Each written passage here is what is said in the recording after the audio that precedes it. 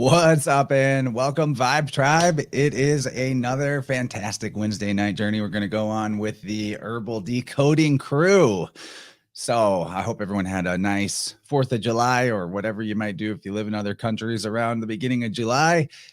I saw lots of explosions in the sky and had a lot of good times with family. So I'm pretty charged up and ready for another fun AstroHerbalism episode.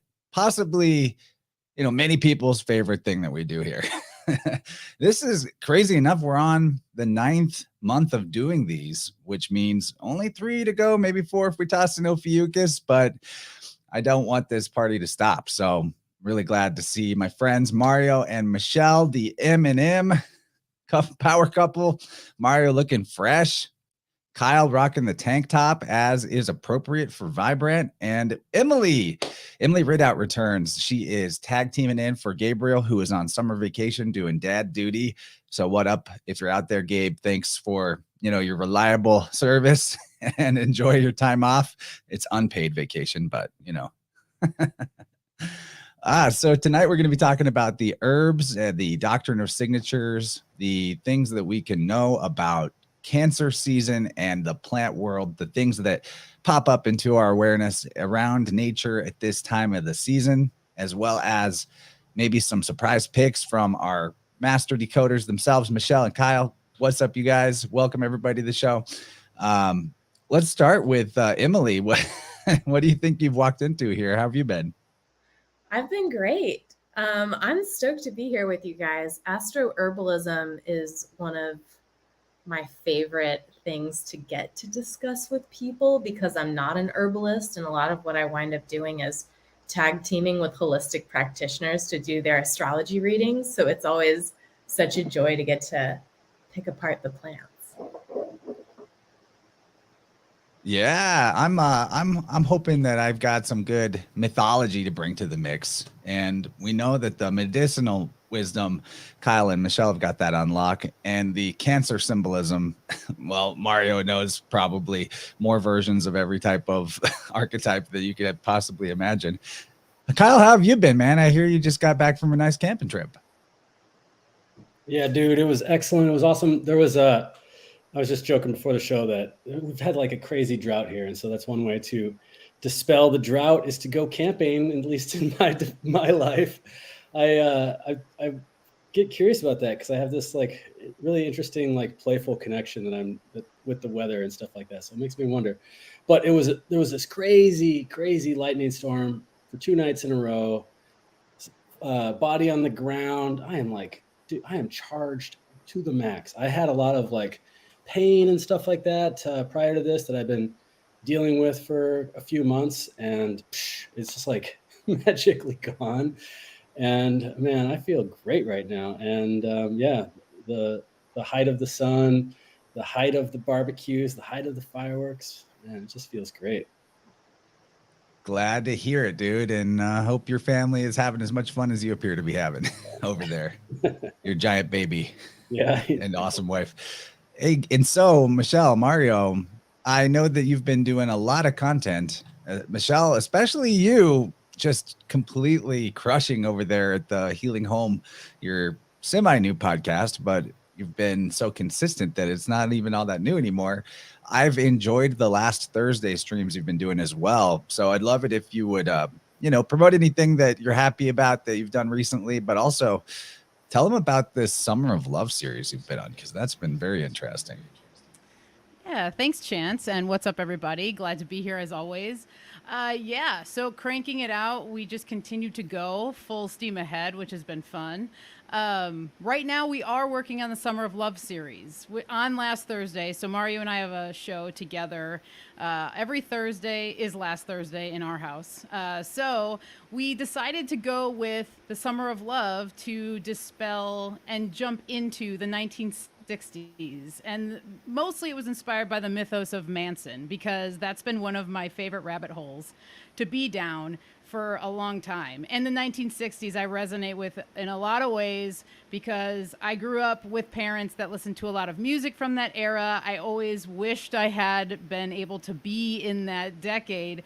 But as I look back at things in hindsight now and the things what I know now, I know that there was a lot of weird stuff going on that we're just trying to expose a little bit more in our own way and talk about it from the standpoint that we know it. So it's been super fun.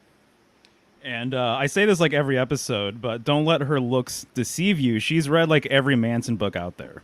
And so it's a huge passion of hers, and she's been wanting to talk about it for a little while. So we decided to dive into it. But I'm glad you're liking it, man. Thanks. Yeah, I mean, maybe with the exception of Taurus, you Earth signs, you got a plan for everybody you meet. Maybe you're not serial killers, but you know what you'd do if you had to. So not surprised that you're into the Manson literature. So let's just go around the horn and talk a little bit about what Cancer means to us as a sign. And I think we'll start with Emily. Whoa, well, Cancer means a lot to Big me. question. I actually like the sign Cancer so much that I made it my business logo for my personal brand.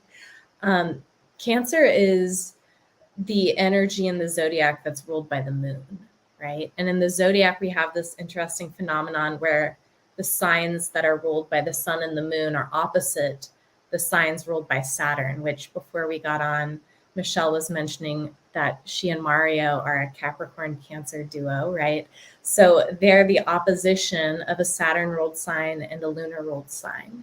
And so when we get into Cancer, we see the raw light, which is light that is depicted through the essence of reflection, right? So the moon is a more reflective light source energy. And when you have lunar energy, you have access to the reflective light of conscious awareness on the earth plane, right? So that's the light of conscious awareness, which has been refracted and reflected through embodiment. And so this is the light that can manifest in myriad ways, right? It could be your new house. It could be your worst nightmare coming into manifestation. It could be anything, right?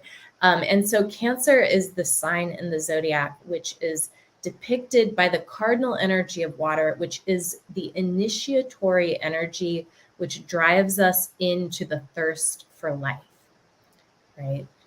This is why, you know, we have this sort of energy that is directional and moving towards something. And it's not just moving toward life to experience life, although that's a big piece of it. It's moving toward life through what it cares about and what interests it, which is obvious when you think about the cardinal direction, right? Because when you go one way, you're not going all the other ways. So you're choosing a direction and you're moving toward what you most desire or what you most want to care for or nurture in your life. And so we see this interesting, and you'll see pop culture really ripping Cancer energy apart sometimes because they'll say, oh, they are, you know, vindictive and, you know, vengeful. And you see that about both Cancer and Scorpio. And while those energies can be vengeful, the reason is when you really care about something, right? When it goes well, you care about it, you nurture it. But when people flip out and they enter into their, you know, temporary crazy state that we all could enter at any given point, right? If you're upset enough, then they do sometimes dive into those darker timelines that are a bit more reaching out and vengeful or grasping, right? And it's because Cancer energy is the energy that grasps for life. Now, if the life is unlived or the life isn't satisfactory, the Cancer energy people will get like stomach aches, their chests will hurt, they won't be able to stand up straight. That can be a problem, but for the most part, Cancer energy is the energy of the mother, and not just the out there imaginary mother, but the primordial mother, right? The first one, and then your literal actual mother, right? And so whatever your relationship is with the person who birthed you. And then one more thing that I always like to remind people of, we are mammals, right? human beings are mammals. A lot of different animals are classified as mammals. The word mammal comes from the word mammary gland, which is ruled by Cancer. Of course, mammals, we have a couple different things like a diaphragm and, you know, whatever, and we give live birth. But the mammary gland is really the thing that they decided to name those species after because of the way that this energy works. So that's what I have to say about Cancer. That was a bit long-winded, but. No, it's great. It's why we wanted you on the team. So one thing I've observed in Cancer season in my tuning work with clients is that there's a much higher likelihood whenever somebody has a session with me in this season that their main issue is going to stem to not just mother stuff, but in the womb trauma, which is very hard to identify unless you can kind of start to have somebody look at it and analyze the patterns with you and for you. So that's something I've noticed a lot of. Makes sense because that's, you know, Cancer is kind of like the cavity of the torso, you know, the opening inside of it. There's the cardinal water nature of the waters in the womb. You know, that's the first waters in many ways. I've noticed, you know, if I were to make a few quick observations about Cancer as a sign, it's that they are very interested in comfort a lot of the time, or nice things. Not always necessarily needing them to be like Taurian Taurus luxury goods, right? But nice, comfortable, cozy stuff, which is a womb-like expression. And I've noticed about them as well that they often command a lot of attention to be paid towards them. Not necessarily like in a baby, like they act like a baby, but almost in a sense, the way that babies just whenever they're present, all eyes kind of gravitate towards them. I've noticed Cancer people tend to have sort of a attention magnetism in that way too. Maybe not quite in the sense of a Leo where they take charge and they're kind of giving some orders while they've got the attention, but they do, you know, they're very fun. If they're comfortable and cozy, you know, they're very fun and sweet, good-natured type of sign, deep feelers. So those are some of my preliminary observations. I got a few. Can I jump in? Yeah, buddy. So I was just thinking because I was on a walk the other day, and I went camping in this new part of the state that I haven't explored yet before. So just walking in this beautiful park. It's along the river near Chippewa Falls, Wisconsin, and there's this little stream that's coming down the side of the rocks, and I had a feeling. Just like a feeling. I was like, I think that's a spring. And just, I don't know, the way that it was, the sound of it, the ripple of the water. I don't know what it was. But we walked a few more steps and there was a cave and there was like a little placard for the cave. And it was talking about how this cave was built or was like used for storing beer and whatnot. And it was there because of the spring. So my instincts were correct about the spring. And so it made me think about the cardinality of directions and how we might be, what's the word I'm looking for?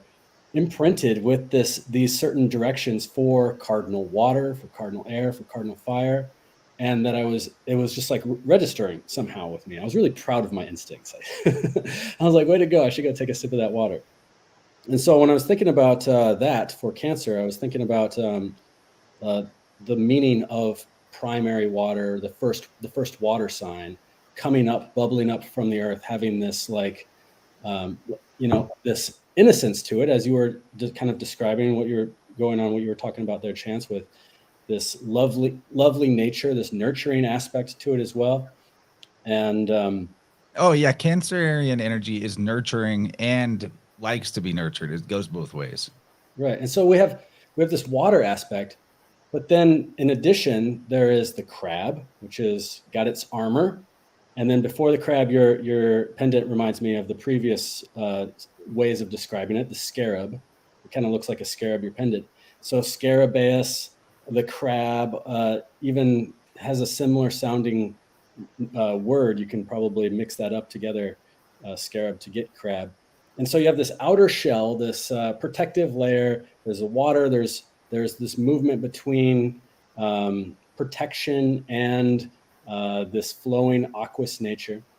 And so that comes to mind, and that really did come to mind as I was picking out my herbs. And the other things I was thinking about too, my wife, she's nursing our son right now, or throughout throughout time, and just holding a child next to your bosom, and then what that could mean metaphorically for somebody like myself or you, Chance, to what we hold to our heart, what we're holding, what we're protecting, what we're dealing with, while we're the discomfort of the squiggling nature of what we're trying to nurture as well. The bite marks and everything like that, the slaps you might get from Headbutts. It's not all lovey-dovey all the time. You know what I mean? There's a hardness that comes with nurturing at the same time that I think is worth exploring. And there was one last thing. Oh yeah, the constellations that are within the ecliptic of this are really, really cool. So to the south, we have Argus, which is the arc. And to the north, we have the Ursa Major and Ursa Minor, the pole stars up in there too. So that's where I'll leave that one and see if anybody else has something to say about that. But that's what I was thinking about Cancer, those things. Good stuff, man. Awesome, dude. Emily, I love what you said about the raw light. There's so much esoteric information out there relating Cancer to light, the first light. This is expressed in Freemasonry. If people want to do follow-up research, Royal Arch Freemasonry, the top of the arch, that little wedge at the very top, the keystone oftentimes has the Cancer glyph in it, and there's light pouring through that keystone when it's removed. So there's lots of cool stuff about light and Cancer, absolutely. And even one of the esoteric names for the Chariot card is Lord of the Triumph of Light as well. So that lines up nicely. But for myself, real quick, the word emotion to me always comes around during Cancer season. Emotion, and then you remove the E and you have motion, and then you remove the M and then you have ocean. All of these concepts are so baked into Cancer and the Chariot card. It's completely nuts and crazy. So just thought I would throw that out there as well. Even with the Chariot card, which we're going to get into right now, right? The wheel, the idea of the wheel of heaven. Chakras being wheels, right? Wheels implying movement and journeying and all of these different types of things.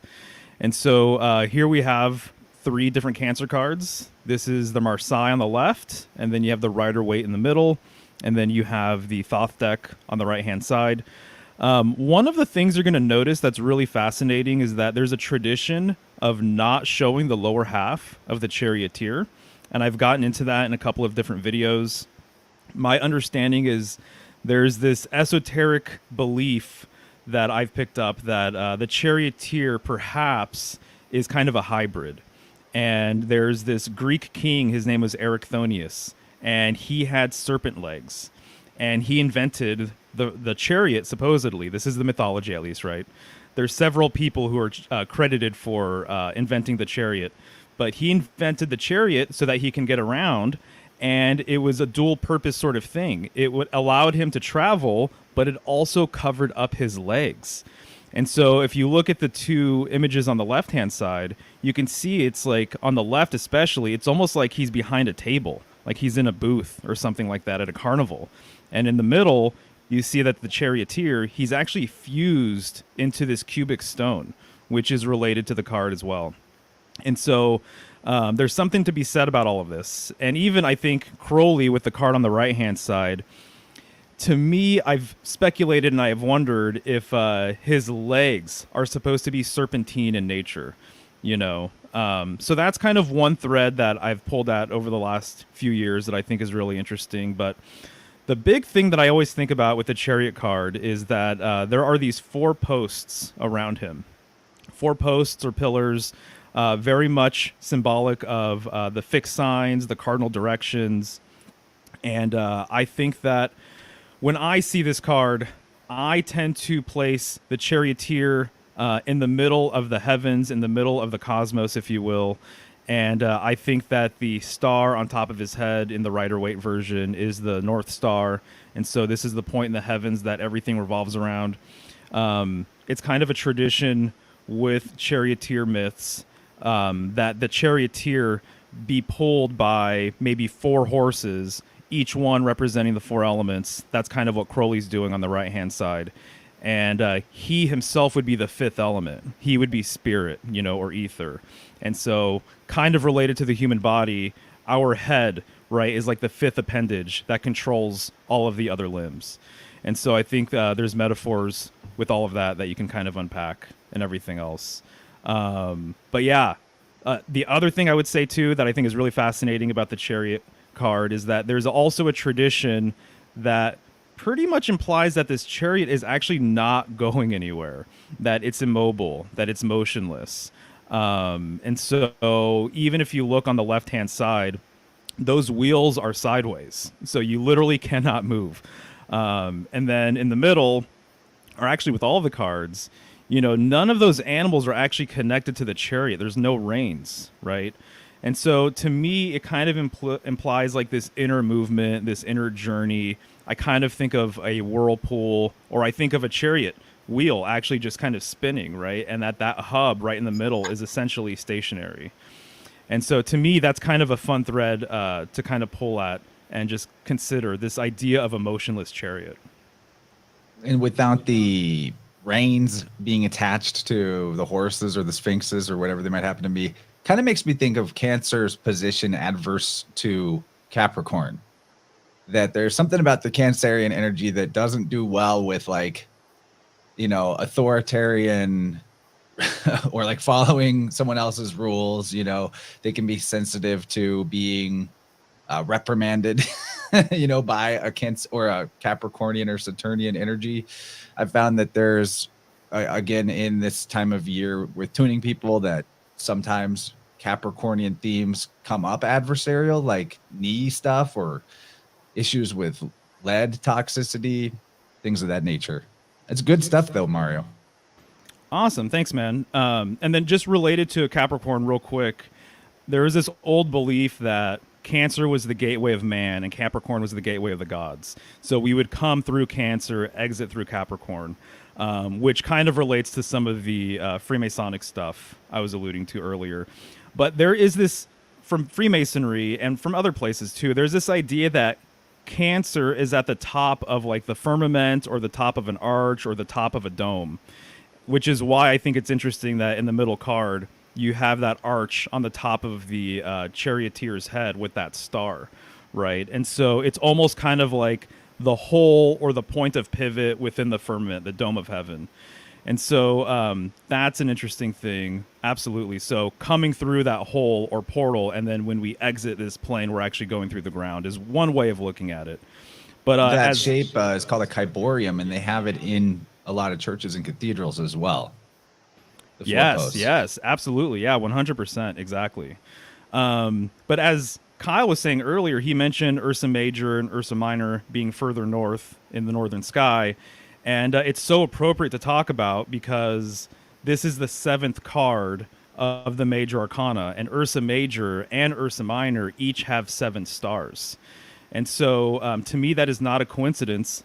Also, Ursa Major and Minor, the Great Bear and Little Bear, or the Big Dipper and Little Dipper, they've been known as wagons and chariots as well. So that's kind of this common sort of idea that they're very much related to the Wheel of Heaven spinning in the sky. So I think a lot of Wheel of Heaven symbolism basically is encoded into this card. And if there's going to be a point of pivot in the heavens, it would be the pole star. Yeah, that's really interesting because we have, in addition to the solstice, which is, the summer solstice having that pivotal point atop the heavens in the like a heliocentric cosmology. We also have that polar portion as well. But we can make up calendars just like the Pope did or whatever, and in the sign of Cancer, it doesn't matter where you start your year. I guess if you start it with the solstice and the other solstice, or if you start it with the New Year's Day, within the sign of Cancer, I believe it's July 2nd is the day, which is equal 181 days or something like that, 182. That just came into my consciousness recently because of the weird esoteric psyop ritual submarine thingy, which was total charioteer magic in my mind. And somewhere in that story, there was like something about one of the guys going to like a Blink 182 concert, and I was like, why would that number be in there? So I just thought about that number, and wow, it's like right there in the middle of I think it's a couple days ago. So here we are, and also in that tilting point, if you will, where we have on one side one sphinx and another sphinx on another side. It's actually not moving anywhere. It's all moving above us. It's not actually going forward or backwards, as this a charioteer would suggest. I think that's really interesting. Nice. Maybe Yeah. Go ahead. Oh, I just love everything you guys are saying about these chariot cards. I was wondering if I might add a bit about a couple of them. First of all, they all, as you noted, Mario, they don't have physical reins, right, to rein in the sphinxes or the horses. And the tradition actually teaches that the reins are invisible because the reins are controlled by the mind. The other really cool thing that I wanted to add to already the great information you guys were sharing is that unanimously in various traditions with various decks, they name this card the Chariot, not the Charioteer, even though the Charioteer appears to be the central character. And the reasoning behind that is that the Chariot is actually of the utmost importance. And so what's hidden in the symbolism here is the symbol of Saturn, right, which is a cube, right? As well with the Rider-Waite, especially, and well, all of them have harken back to the Kabbalists, right? And so when we're looking at the cube of Saturn, we also have to look at the cube of space and that reasoning behind that cosmology, which if anyone doesn't know what the cube of space is, who's listening to us right now, it's a cube that shows the different pathways of the tarot to reach particular ends in your pathways of consciousness. So the Chariot is there as the cube of space, but then we see even further that the Charioteer, as you noted, represents victory, right? That's what these cards represent. The primary theme of consciousness is the capacity, and not the capacity even, but the inevitability of victory of the higher self. And so the Charioteer is pictured as the higher self.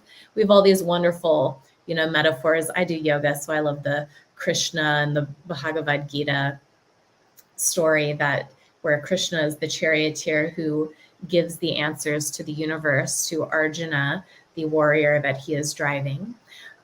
But really, when you think about driving someone or something, you are in charge of that. And so it's the understanding that we are, in a certain sense, surrendered to the higher self. But in another sense, the Hebrew letter associated with this, and please forgive me because my Hebrew is not good. I think it's chesed. Am I saying that right? But the meaning of the Hebrew letter is fence, right? Enclosed space.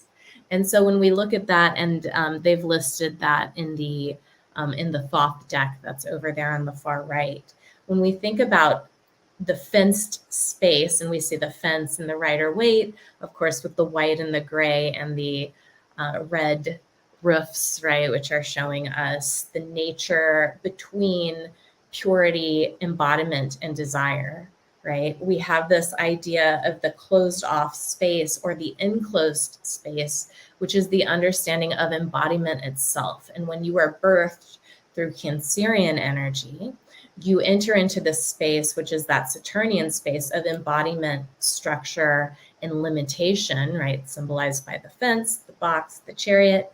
But then we realize that anything is actually possible through the pathway of the suggestible influence of the higher consciousness into the lunar principle consciousness, which is the subconsciousness which builds and creates reality.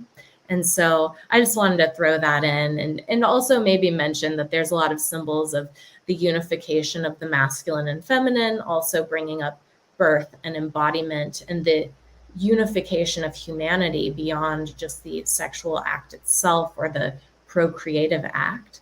And also, you guys were mentioning wheels and the Wheel of Fortune, and I don't spend a ton of time with the Thoth deck, but I love how in the Thoth deck there's this wheel here that the disc looks a lot like, well, not only do they call pentacles discs in the Thoth deck, right, throwing back to the earth element, but the disc there actually looks a lot like the Wheel of Fortune, whose planet association is Jupiter, who is exalted in the sign of Cancer, and who is exalted in the chakra associated with Cancer. So there's just so much cool stuff there. And that's what victory actually looks like on the yogic path, right? Is the awakening and opening in that Cancer associated space. Beautiful, beautiful. I love it. Yeah, actually, the creator of the deck, the Thoth deck, he says that that's a spinning wheel of amethyst, and that it's a spinning grail of amethyst, and that's a drop of blood apparently within that grail. So there's actually some holy grail symbolism, I think, attached to this card, which people who follow my work won't be surprised to hear me say that I associate that with the North. I think it's a polar symbol, the Holy Grail, but there's an inner correspondence with this as well, as is the case with all polar or northern symbolism that I point out. But yeah, the Go ahead. Kyborium above the charioteer is that word is shared with the Eucharist vessel that is like a goblet or a grail. So Nice. in a way, Yeah. like it's dual symbol, that the idea of this four-posted, roof over the charioteer is also the idea of the Eucharist grail or bowl. There you go. Yeah, exactly. And then also, I just wanted to point out about the Hebrew letter, so meaning fence, right? I've also heard the interpretation of it being canopy, which is really appropriate, which is really interesting too, because it's like a traditional Jewish thing to be married under a canopy with 4 posts. So anybody can kind of Google that and check that out for themselves if they would like. And so it fits in line with the artwork here. But this idea of fence or canopy, it reminds me so much of the firmament. And so kind of going back to this dome of heaven or vault of heaven sort of idea or concept, I think that's ultimately, what they're showing with the fabric up top being supported by the 4 posts, which would be the 4 pillars that hold up the vault of heaven is kind of one way of looking at it, the 4 corners of earth, right? And then also kind of related to the Jewish thing too, there's a whole line of mysticism called Merkaba mysticism, which is essentially chariot mysticism. And it's this idea that our light body or etheric body is something of a chariot, pretty much, right? And that we travel within this chariot and we are the drivers of this chariot. But you're totally right. The power of the chariot itself over the charioteer, there's a lot to be said about that in and of itself, for sure. Good stuff. Emily, you're just bringing the gravy. It's really so nice to talk to you. One of the things that you mentioned was the reins controlled by the mind, and it reminded me of. Let me just channel Gabe here for a second. The territories.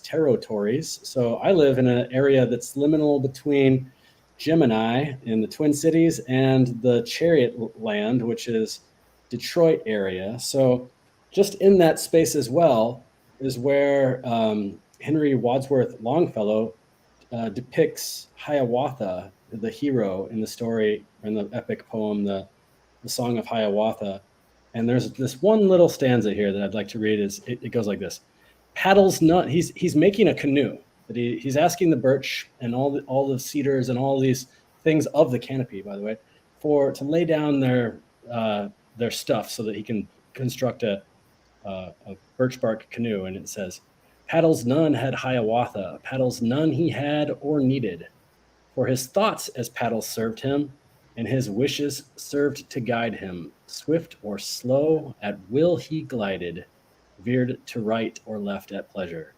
And that just reminded me so much of those cards too. And thanks so much for bringing that up, Emily. Beautiful. I have a deck where the Chariot card is called the Canoe. Oh, cool. Yeah. Oh, actually, it's right here. Can you? Ooh, that's perfect. That is perfect. Is that We're good? definitely gonna riff on I that love one. it. I love it. So What are those cool. animals on there? Are those geese? They are. There's a bald eagle and some orcas, and is that a salmon? I think it's a salmon. I'm not a fisher. The vessel.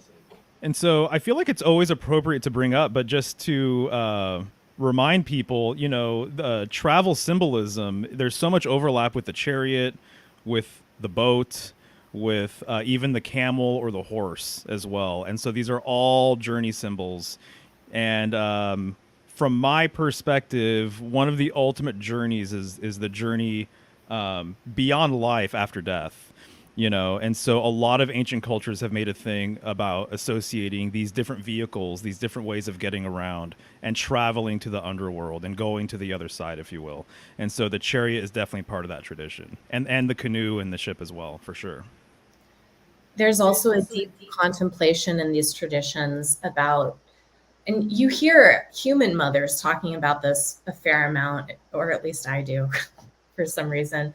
But when you give birth to a human child, many people undergo a shift in their consciousness because they realize that by giving birth to a mortal life, they have just basically signed a guarantee of death.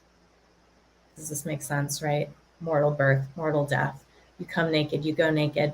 And so there's this connection of motherhood, which is Cancerian in nature, we think of it with birth and with nurturing and with moving toward life, which is what it is, right? But on the other hand, there's an energy connected to the energy of death, right? Which is more associated with Scorpio. And we see that Scorpio is actually associated with regeneration and rebirth.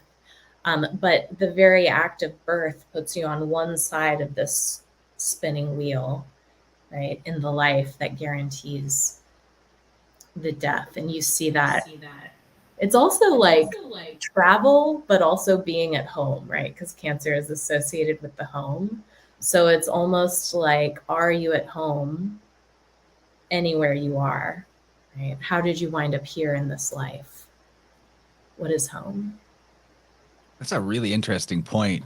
And you also guarantee not just the death of the life you're bringing in when you have a child, that they're mortal, but death of all the life that is required to sustain that life.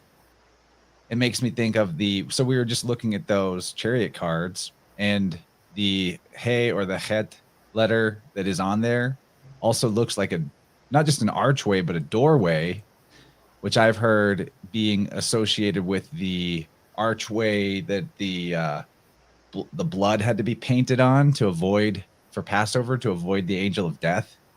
You know, so that's very symbolic of what we're talking about here, that life requires some death to exist. It's true.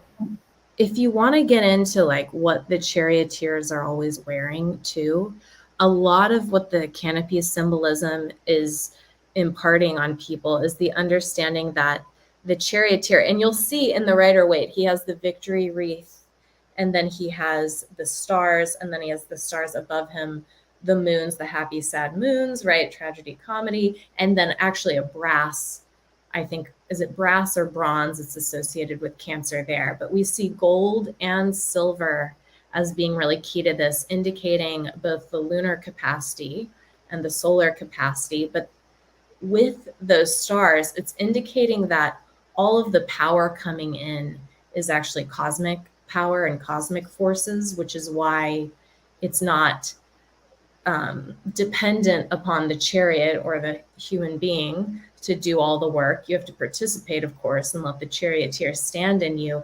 But as long as he's directing you, your victory is inevitable. Of course, these things look at a longer term goal, like multiple lifespans. So sometimes we fail along the way. But I always think about that and the nature of the metals that he's adorned with, as well as the colors that they've chosen for the sleeves and the canopies, because it's a very, and it's harkening back right to the High Priestess card, because they chose the High Priestess colors as the canopy. And of course, usually there's a river behind the chariot, at least in certain decks that you'll come across. And so you see the High Priestess's robe, which is all the water in the tarot, flowing right through this. And that's the boundary you have to cross, is the mastery in order to master and use the raw primordial esoteric water, right? And so Excellent. I love it. The lunar solar thing, just real quick, Leo is right after Cancer, which is ruled by the sun. And so there's a lot to be said about the lunar solar connection with Cancer and the Chariot card. Absolutely. And then I really like your point regarding death too. And along my research travels, I came across an old quote that supposedly was mentioned in regards to charioteers in the chariot, but it's that the path of the chariot is the path of death, as kind of exactly what you're saying and what you guys are bringing up here. But here are some correspondences for Cancer from my elemental study packet. I don't know if we need to go through everything, but maybe if you guys want to study it. What do you think, Chance? Do you think we could just blow through these so we can get to the herbs? Yeah, I think we can just blow through them. You know, the last thing I'll say about the path of the chariot being the path of the death, though, is in that interesting 180-degree relationship it has with Capricorn. The thing about a chariot is it feels like you've got freedom when you've got a car or a vehicle of some kind. But there's also the fact that that chariot can only run on predetermined tracks, or that canoe can only float on the river, and that river is only a road that it, you know, that it already is. You don't get to change. You don't really have the same amount of freedom as it might look like. You know, you have freedom within the confines of this course, and that course is the course of nature, the course of life, you know, birth, aging, death, all of that. So the frustration, I think, that Cancerian energy can sometimes feel at the being kept on the bounds of that track. But it's also for, you know, it's for the good ultimately, because things need to operate in a certain process. Dude, absolutely. And this just reminds me too of the fact that the planets are on tracks as well, right? In their own way. And the luminaries have been looked at as chariots for a very long time.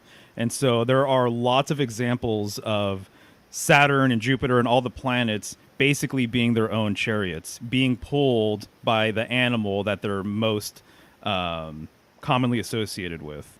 And so to me, that's very, very interesting. So the stars and the planets have been likened to chariots for a very long time. And even their cycle has been compared to a wheel or a chariot wheel as well. So just thought I would throw that out there. But anyways, people can screenshot this if they'd like and study it. And then actually, I think there was another one before this, but maybe we just cruise through that real fast. It's no big deal, though. Yeah, it's just the general water. Yeah, 100%.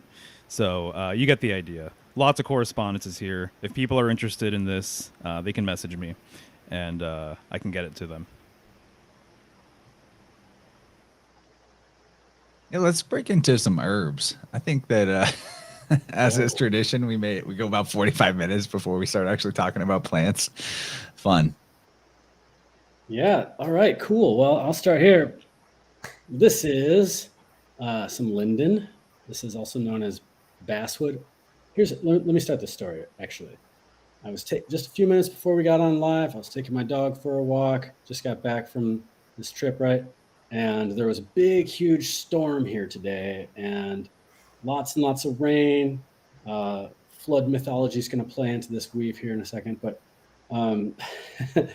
blew off. This is all right. My town is just populated with linden. It's everywhere, and it just blew off all of these flowers, these linden flowers from the trees, and it was epic. It was so nice to see linden all around the ground. so that you can just like grab it like as much as you wanted like this and just harvest a ton of it just right on the ground and bring it back to the dryer.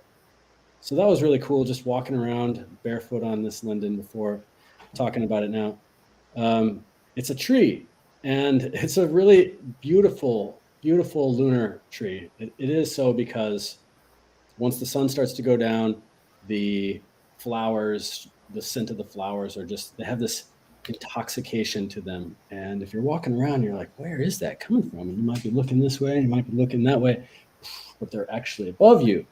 And so it's like, it's this, it is a really interesting lunar thing where it's this omnidirectional type of presence where it's not like pointed, where you can narrow in on it like you can with a lot of other plants. And so I think of that sense in particular, like the way that a plant can smell has that lunar quality, and this one does for sure, especially because it has the signature for smelling better at nighttime. The flowers also have this moon cream color to them, and the whole flower is so you see the basic tree leaf, and then you see this like narrow leaf, and then you see like a bunch of little flowers that come off of that. And so that to me always looks like a little canoe. I always think of this as like a little passenger ship, if you will. That's how the linden flower appears to me. So it's really cool. And then, all right, the word linden, the word basswood, these are, and tilia cordata, cordage, all of this is related to basket making. So this is a weavy plant. We can weave in many directions with this one.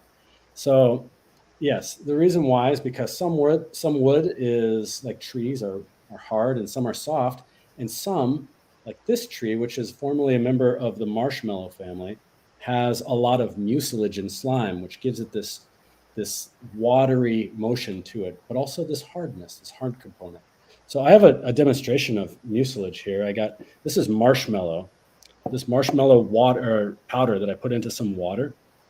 And as you can see, it becomes really, really, really viscous. And I got one cup to another here, and it just look how goopy it is. It's just like super duper goopy. So when I'm talking about mucilage, I'm talking about goo. I'm talking about a really structured water. A lot of these like interesting water structuring devices make the water gooey. When Jared Pollack is describing the fourth phase of water, when he's describing the exclusionary zone, he describes it as a gel. So when I'm thinking about the plants for Cancer, I'm thinking about plants that can become gelatinous in aqueous, like when you make them into an aqueous preparation, like a tea, or they are already in that suspended, the suspended state of like structure of that goo. So that's one of the things that I'm thinking about. Let's see, basket making, weaving, linden. The word linden is a really interesting word. That I think it can go in a lot of directions. It reminds me, I think that it's referenced in Lord of the Rings, if I'm not mistaken. Is that right, Chance?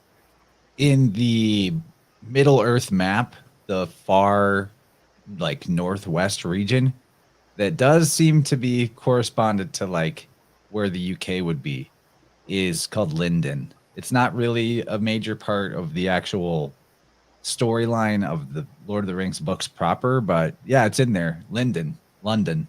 London, right. So in this picture on the right, there's tons of mythology about Linden also. Is it the fairy or the elf realm? I mean, it's the elf realm. No, well, yeah. It's elves living there. Yeah, they're like shipbuilders. They're sort of guardians of the gateway across the Western Ocean to the Undying Lands. Can't remember the name of the elf king, but you know, I'm pretty good though at Lord of the Rings lore. I don't know if Tolkien was inspired by this or if this is just a green language thing that just kind of comes up. But in the picture on the right here, I'm showing there is a tilia tree, or the linden trees are really famous for these little suckers that come out. So you have this big old massive tree. This is why I think this is going to be, I'm setting up some polar symbolism here. You got this massive tree in the center, and then all of these little suckers that start to move around it in a perimeter. And after a couple decades, 2-3 decades, that central pillar tree disappears and it's gone. It dies because all of the energy is sucked out from this peripheral suckers, right? And so now you have this like empty space, and there's all of these, and then the same pattern will continue. You have this ring, and then around those will multiply. And so an arborist taught me this, that there's this phenomenon called a Linden ring or a Linden circle, and I haven't been able to verify it because if you type in Linden circle into Google, it's just got a bunch of like real estate listings for like a cul-de-sac or something like that. But basically what happens is you can walk into the woods at this particular, and there will be a circle of these trees as if it's like this council of trees, this circle of council of trees. And I think that is one of the reasons why in Germanic tribes and Germanic history, this tree has an association with justice.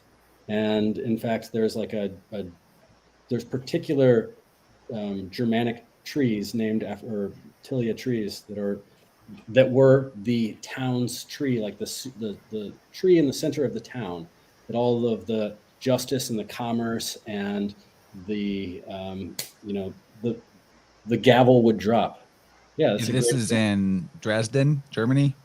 There's a huge linden tree there that is potentially as old as 1,000 years. And here's an image of it from, well, no, this is from like 1840. But the oldest depictions of it in art are going back to like 1750.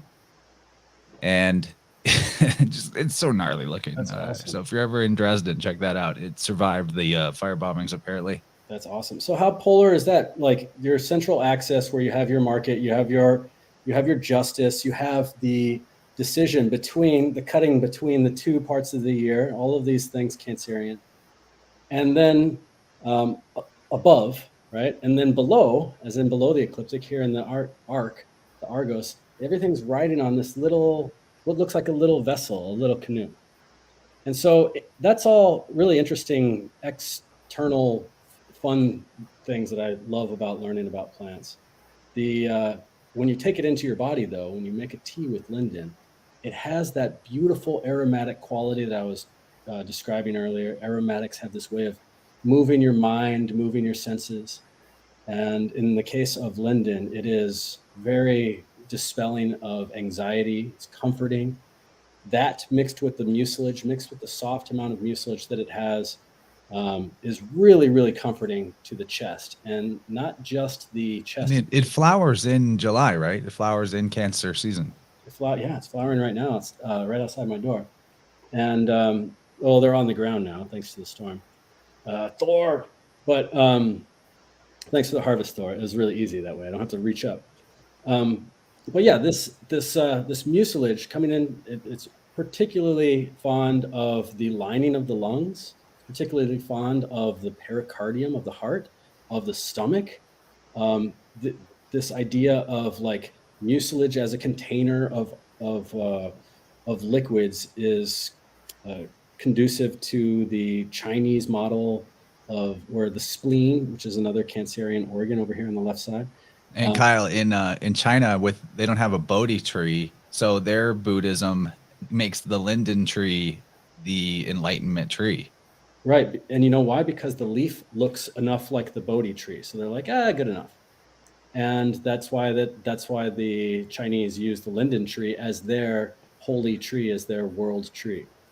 And and so in the spleen is representative of like containment containers, all this stuff, containing all these things. And so I love linden tea as a great cooling herb. It's a great cooling anti-inflammatory. It's cooling to the chest. It's cooling to the flu, diaphoretic. But also along with the idea of that, even in Italy, there's places where it's like planted in the center of the town. And if you have ever gone to like a town meeting or a town hall, I think it would be really, really wise for the preparers of the town to plant linden trees around, because it has this softening, intoxicating effect. And if you've ever gone to a town meeting, they're always like, if one more thing goes wrong, I'm gonna hang you, or I'm gonna bring you to the gallows or something like that. So people can get really pissed off. So it makes a lot of sense to have like, let's just soften them up a little bit, but also consuming this tea for something that you got to get off of your chest with emotion, not like the logical Gemini, I got something to say. There's other herbs that are better for that, and we can rewind a month and you can listen to that Vibrant about that. This is more for that guiding, I have something to get off my chest that is emotionally, that I need to emotionally guard, that has this watery component to it as well. And so you think it would help somebody that's maybe built up a lot of like plaque or unhelpful structure in the lungs around repressing sad type emotions? Totally, because if you have the energy of hot, that can like bake on the mucilage and bake on the waterous part of these parts of our body that like to be wet, right? So if there's a component of heat, that could also be emotionally like anger, not being able to say, or it could be the lack of that flow. Let's say again, like the spring that's flowing forth, like bring a little bit more movement from that spring because of the mucilage. So I was having a little meditation today at 4:20 precisely, and don't get any wild ideas. It just was funny to me that it was at 4:20. But well, you do have long hair. I was thinking about I was taking bong rips of Linden tree, and anyway, I was thinking in my mind about the muco lining, the linings of our gut, all of our mucous membranes, and how they are the mediator between our microbiome, this like other world, and then like what we bring into our body, what we bring into ourselves, passing through our second gut in the stomach, passing through as we inhale like this. The air also has to like move through this aqueous layer that's protecting the lungs. It has to emotions have to move through this aqueous mucilage that is in order to get into our heart space. And so I was thinking about, what about the word instead of the mucous membranes, what about like Moses membranes, where it's got this like mediator component to it, instead of like the mucopolysaccharides or mucilaginous herbs. I'm going to start calling them mosilaginous herbs because they have that way of helping with the mediation between the two worlds. And so, yeah, this is the plant that That's also... interesting. So here's how Tolkien used it. In a way, can I just tack on? You wanted me to bring in Tolkien, right? I wanted you to bring in Tolkien. Bring it. Okay, so he had this poem that was titled something about the leaves of the linden tree, and he wound up repackaging that poem and making it part of a larger epic poem called the Lay of Luthien, or the Lay of Beren and Luthien. So if you remember in the Fellowship of the Ring, when they're Aragorn and the hobbits are around the campfire and he starts like singing a song about an elf princess and they're like, what happened to her? And he's like, she died. But that song is about, going between the worlds, the elf princess and the human hero man having a Romeo and Juliet type story. But so there's one way that Tolkien worked in the linden leaf, in that symbolism was a part of that poem or that lay. So I've been to, what's it called? The Stone Circle in Avebury in England. And this is where Tolkien did a lot of his, their claim is like, this is where he sat and did all of his writing.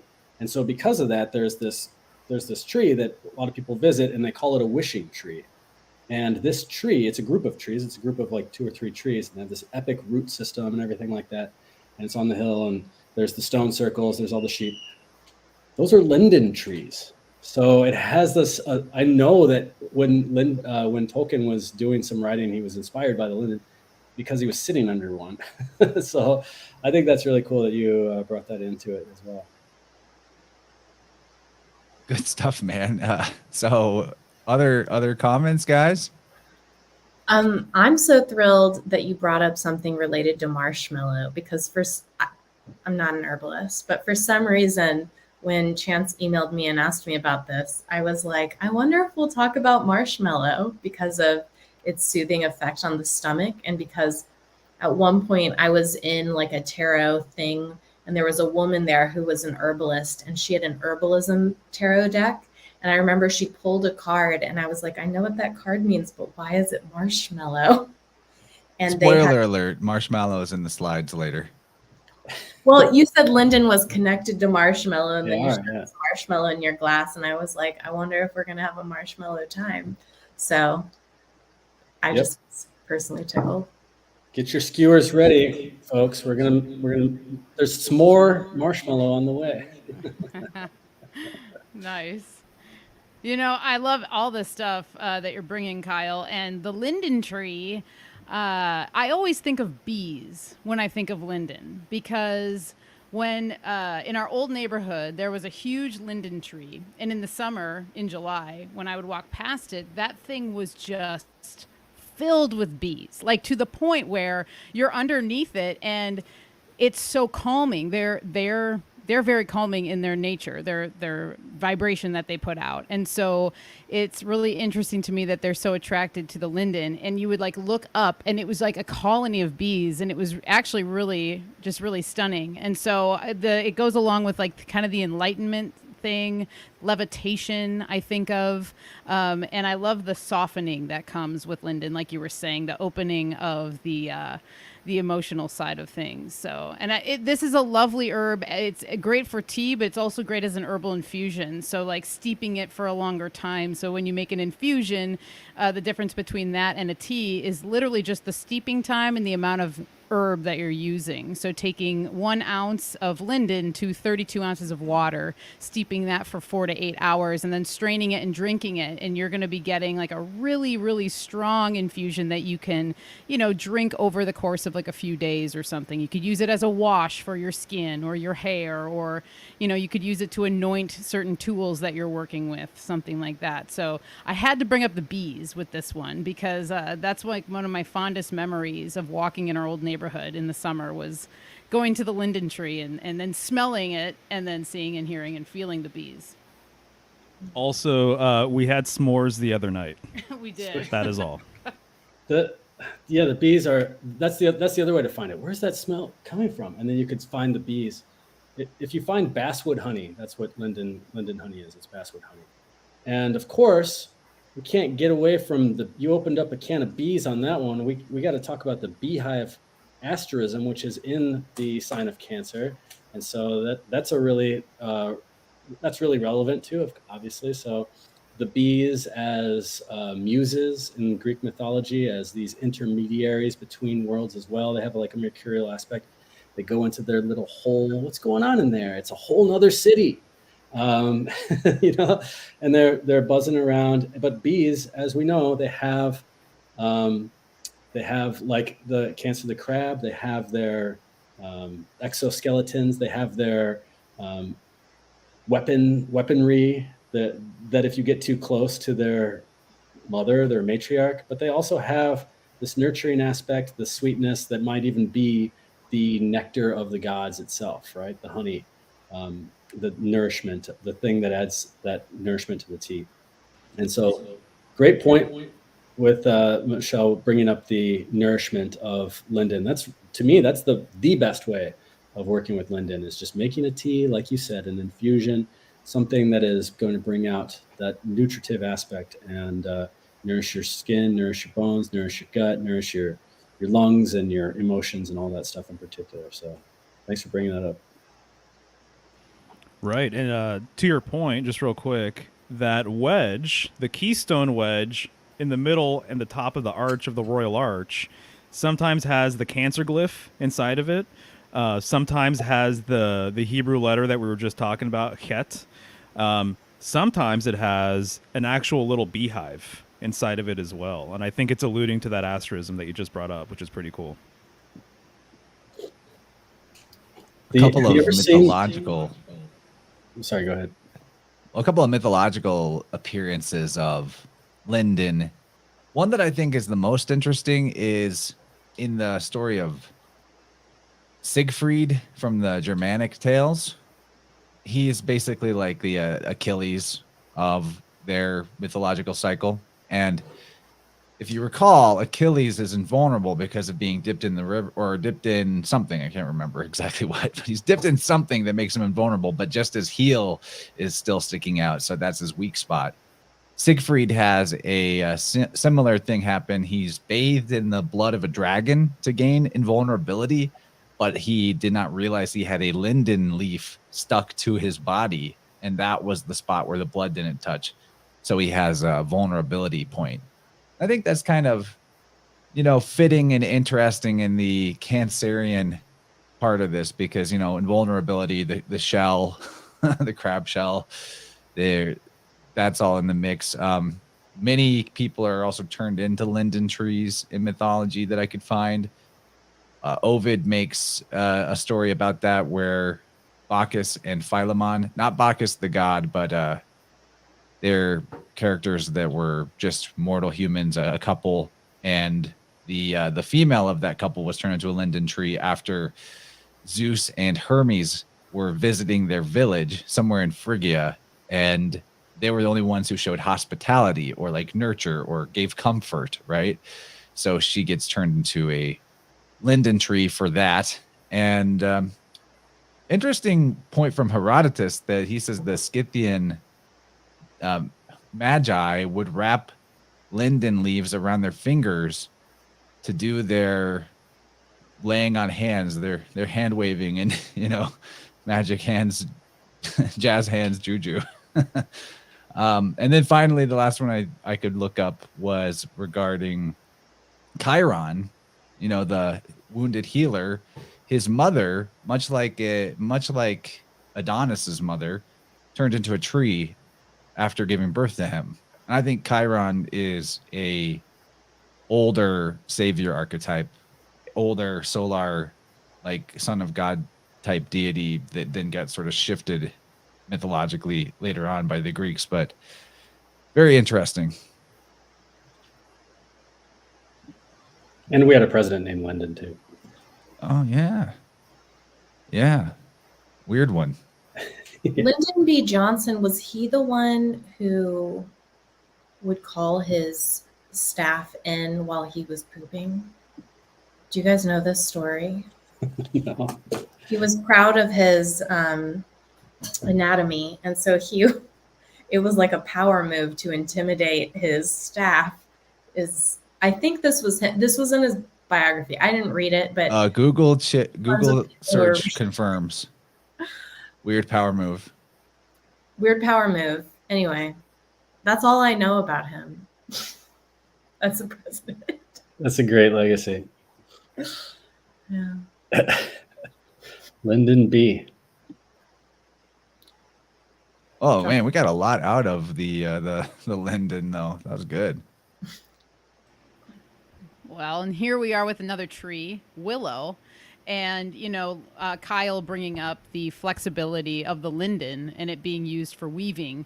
Willow is famously known as a weaving tree. So you can make all sorts of stuff from willow. Brooms and baskets, tools, great for making fencing actually as well. So there you go with the fence again, creating that shell, creating some sort of boundary. Willow, this one here, this is a weeping willow, but there are a lot of different types of willows. But I chose this photo just because of how close it is to the water. It's almost like wanting to dive in. And willows, one of the things about them is that they do love water so much that, if you have a willow tree like in a city, sometimes it can cause problems because they'll actually seek out water pipes and things like that. And it's even happened where the roots will maybe like bind themselves around a pipe and it's almost like they energetically know there's water in there or something, or perhaps they could crush the pipe with their roots, not entirely sure about that. But with the whole water thing going on, these trees are actually prone to rotting, and so a lot of times they'll rot actually from the inside out. And it's really interesting because we actually have a willow that's right next to our house, and that exact thing is happening to it. And one of the things with willow too is that it's usually associated with death and rebirth. So it's kind of interesting that it has this tendency to be in these underworld sort of realms, the realm of death, the realm of rot, the realm of water, which is very intuitive and changing and flexible. And that's another like doctrine of signature with the willow, is that it's flexibility. And that can go into the medicine of it too, because a lot of times it's used to reduce inflammation.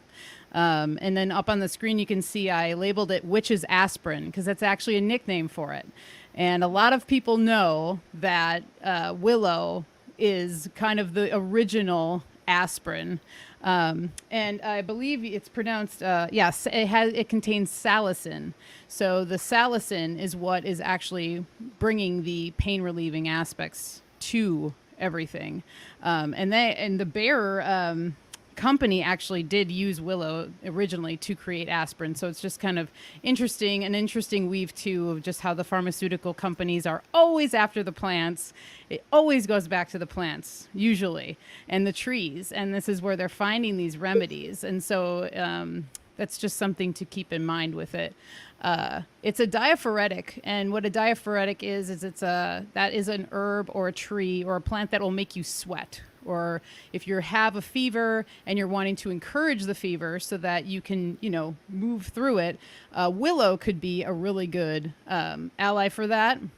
And it was brought to my attention, the word ally has been like hijacked by like the liberals. So I'm trying my best to not use the word ally. To me, it makes so much sense for plants, because I look at them as friends, and I look at plants as people and, someone you can hone a relationship with. So excuse me if I always call them allies, but great ally for that. So, and the bark is typically used of the willow, but the leaves can also be used too. And there's an astringency to both of those. One of the things that's really cool that I actually just learned when I was preparing for this is that willow leaf foot baths are sometimes used for mothers, and it's actually a way to help initiate them into motherhood. And I think that probably goes back to perhaps what Emily was talking about with that contract they sign with, it's like you're bringing in life, but you're actually guaranteeing death in its own way. And I think the willow kind of has this initiatory sort of thing going on with that. And also just really a nice ally to work with for intuitive and psychic work, because I think you're working with that water element, you're going inward, you're going to the underworld, and that's where a lot of these sorts of psychic, intuitive times really ramp up for a lot of people.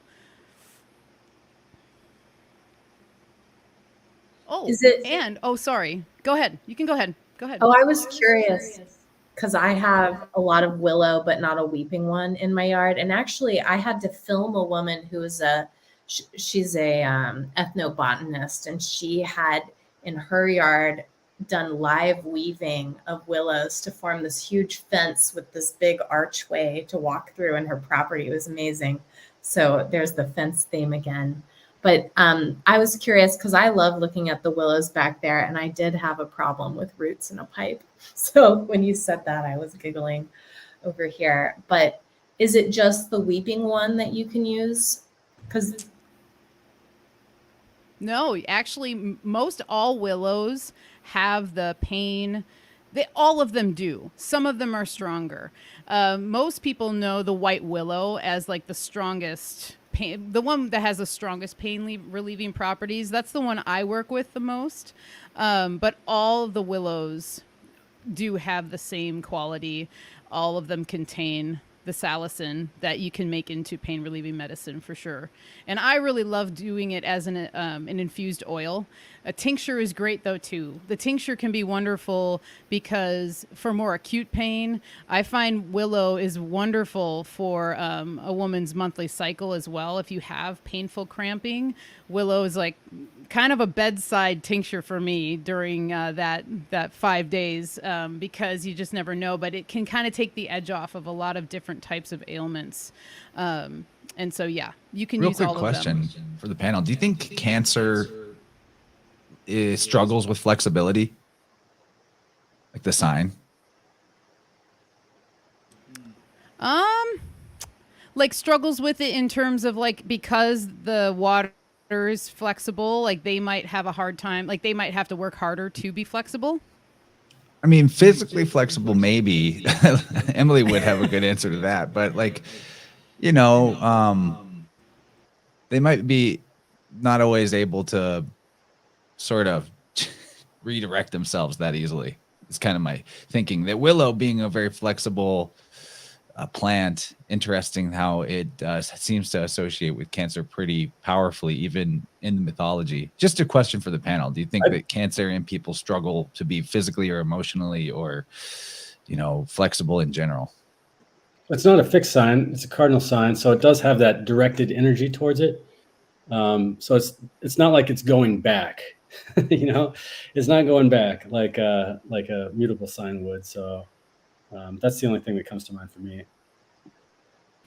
That's an interesting question. It's really funny. I'm a Cancer, right? My birthday wasn't too long ago. And one time on Facebook years ago, I, for whatever reason, looked at everyone's birth dates. And all of the Cancers I did not get along with. I'm like, you're a bump on the log. You're not cool. I don't really care for you. And I'm like, whoa. And I'm like, is that what people think about me?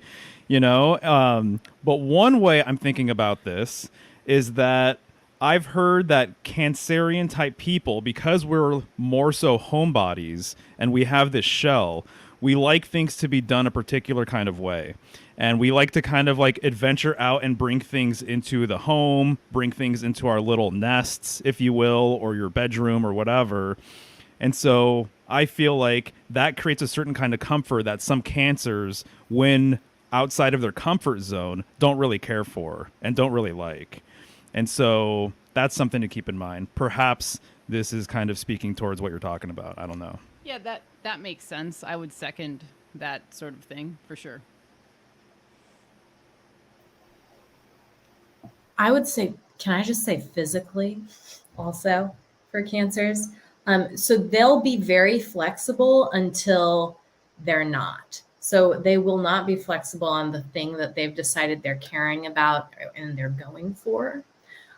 In the body, it sometimes manifests as certain things being constricted because certain things are too loose, right? So the non-engagement of a particular area through the idea of comfort, of nesting, of taking care of yourself, of going within, right? And then the stiffening of the oppositional point. And so a lot of Cancerian people, they need to find that balance. And they'll sometimes, if you talk to someone with strong Cancer, not just one or two things, but a bunch of Cancer energy in it, in their chart, you'll see that they are like soft and supple in certain areas, and they are constricted, tight, or bound up in the opposing areas. And they will have favored and like babied one piece of them and allowed the other side to get the work on, which is very similar to the Cancer Capricorn spectrum, right? Capricorn being energy of work and Cancer being energy of nurture.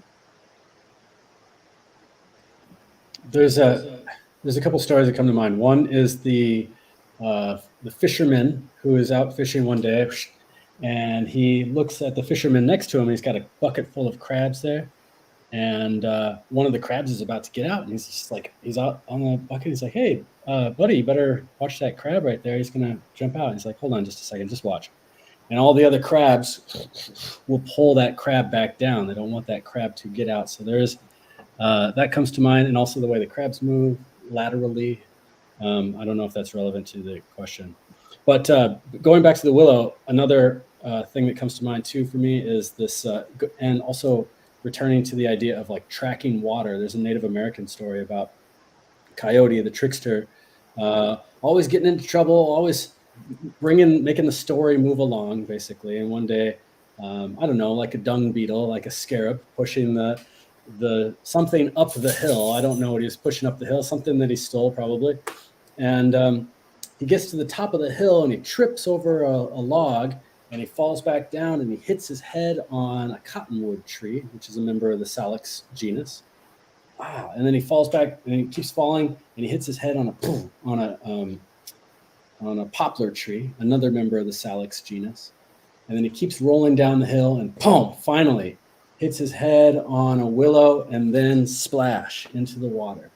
So what that story illustrates is that there's 3 trees that are indicating the presence of water. And where you see willows, especially if you're on top of a hill or something like that, that's where that's where the stream is down there. Especially sometimes the canopy obscures it and you can't really see where that water is. But willow will grow by rushing water. It will grow by water. It likes to, as Michelle was saying, it has any of these plants that are in this genus Salix, they have this regenerating quality where they can fall over on account of their flowing nature and spring back up and grow back up.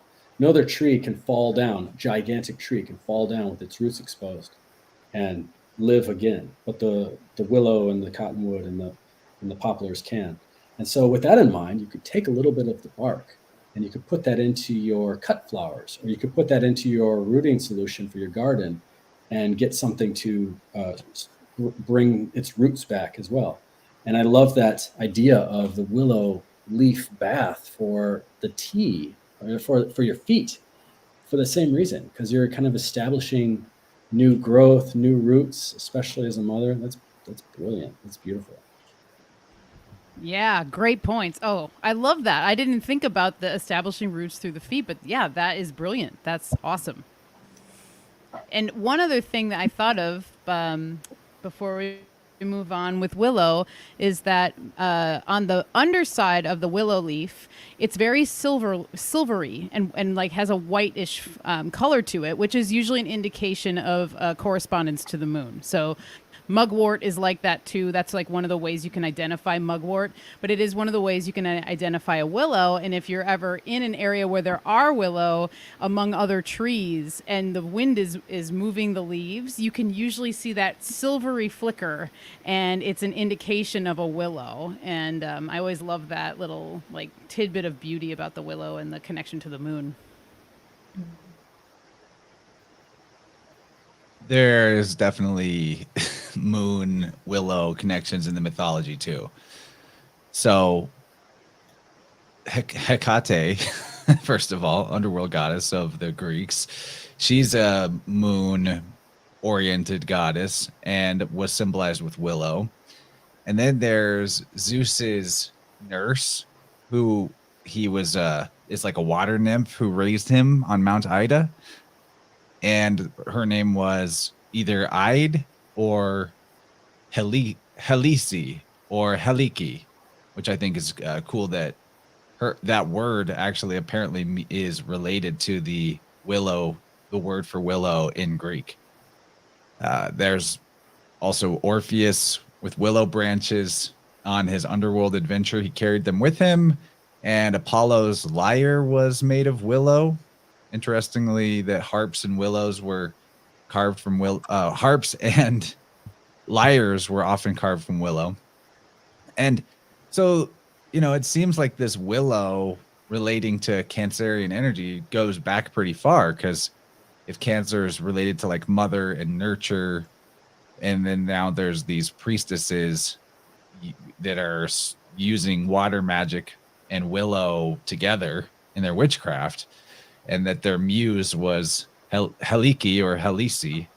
It seems like it's been a moon Cancer mother magic thing to use willow for that type of thing for ages.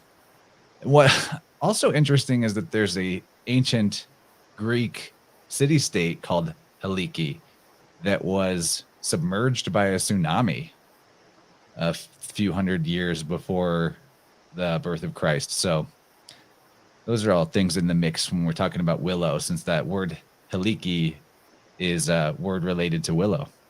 I got a willow weave coming up. All right. The movie, I just thought of this. The movie Willow.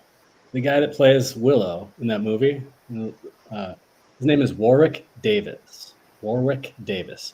And he has another fun little fact. He was in every single Star Wars movie. Do you know why? Because he plays R2-D2 And R2D2 is like the lunar aspect to the Apollyon C3PO, if you will. So I don't know. That just came to mind. I thought that was pretty cool since we're talking about Willow, the guy that we also know, the guy that we know as Willow in his masked form, in his by night form, I guess you could say, is the moon, little moon archetype, doing his own little thing in the Star Wars show. Never thought of C3PO that way, but he is a droid of eloquence. So he fit right into the Logos deities. I got that from Gabe's Enneagram of the Star Wars that he presented on your show a while ago. That was in the membership hour. I'm glad you got good stuff out of that. That's a fun show. They all start to blur together. Let's move into the already aforementioned Marshmallow. Cool. Nice. Haven't we talked Marshmallow once before? I was wondering that. I was thinking, I asked Michelle, did we talk about Marshmallow? All right, here's where Marshmallow would be relevant. It's Venusian, for sure. It's got those 5 petals. It's very soft. It's very watery. It's very delicate and beautiful. So maybe we talked about it in Taurus. It's also salty, and it's got a like mineral saltiness, sweetness to it that is diuretic and particularly it really likes to go to the kidneys. So I was thinking maybe Venusian, maybe Libra. This would make a lot of sense. I think a lot of I bet you Culpepper, that guy who's all about assigning herbs to planetary bodies and everything like that. I bet you he's like making a really strong case for Venus and Marshmallow. That's fine. I'll agree with that. I'll give that. I'll say it has both Venusian and lunar qualities. If we could only take that illustration of those leaves and flip them on the other side, we would see that soft argenta, that soft silvery moon blossomness that Michelle was mentioning earlier, that is present with Willow, that's present with Artemisias that come to mind. So that to me is a real strong signature for the moon. And of course, it's got this white flower. It doesn't have much of a scent. It doesn't have much of a scent at all.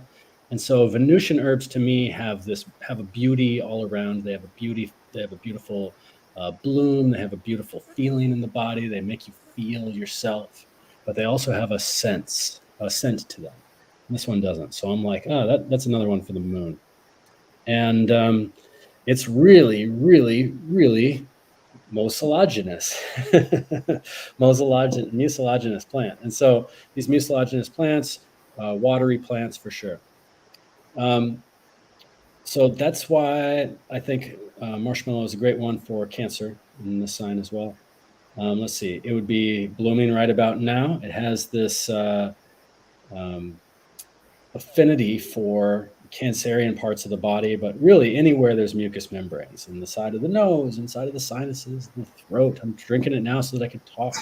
Inside of the lungs, around the lining of the gut in particular, bringing that stuff. It's like prebiotics. Whenever you're working with an herb that has a mucilage to it, you're nourishing your gut flora and hydrating yourself constitutionally, hydrating yourself acutely. In the case of Marshmallow, it's a great. There's plants that are constitutional hydrationer.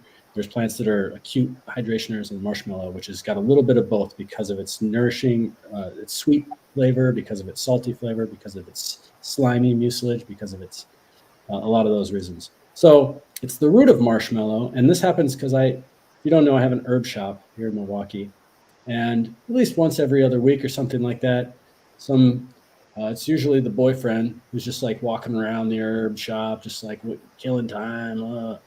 What's this? What's that? And then picks up the jar of bulk herbs that says Marshmallow. That's a plant. Look at that. So a lot of people don't know that Marshmallow is a plant, but that's because we have this this abomination that they sell now that has like all kinds of crazy crap in it and corn syrup and whatnot.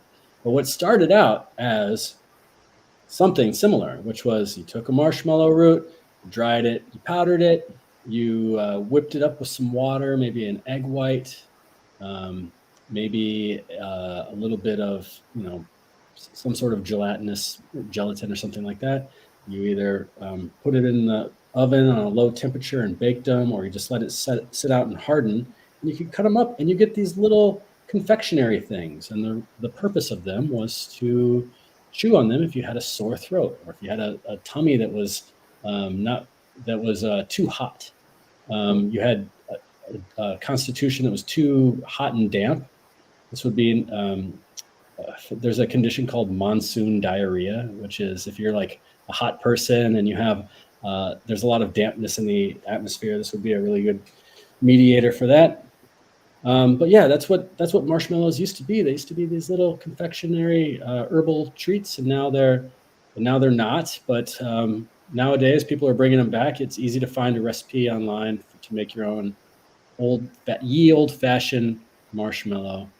Of course, I could go on and on. The whole part of the plant is medicinal. The leaf is less mucilaginous, and the flower is too. But the root is very, very, very slimy.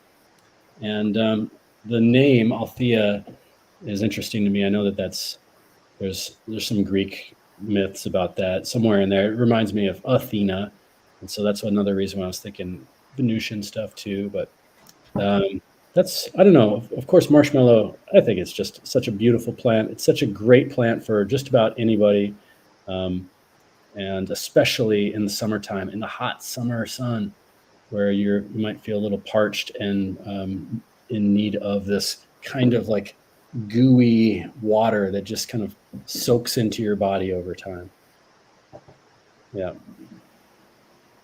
Nice. Yeah, this is great. My apologies if we did do marshmallow. I couldn't remember 100%. I didn't think we did, but maybe we did. But this lines up perfectly with the moon, in my opinion. You know, another thing with the marshmallow, for anyone who's into herbal hair care, marshmallow is wonderful for your hair. You can even make like pseudo like gel for your hair using flax and marshmallow. Really nourishing. You know, you're gonna really restore it, bring moisture. It's gonna protect the hair too. So you can use powdered marshmallow root and you know, make yourself like a slurry, kind of like what Kyle is drinking. But you can thicken it to the point if you use flax, because flax has that same mucilagenic property, and those together make a really nice natural hair gel that is really, really safe and effective, and all the beautiful things that come with herbal hair care.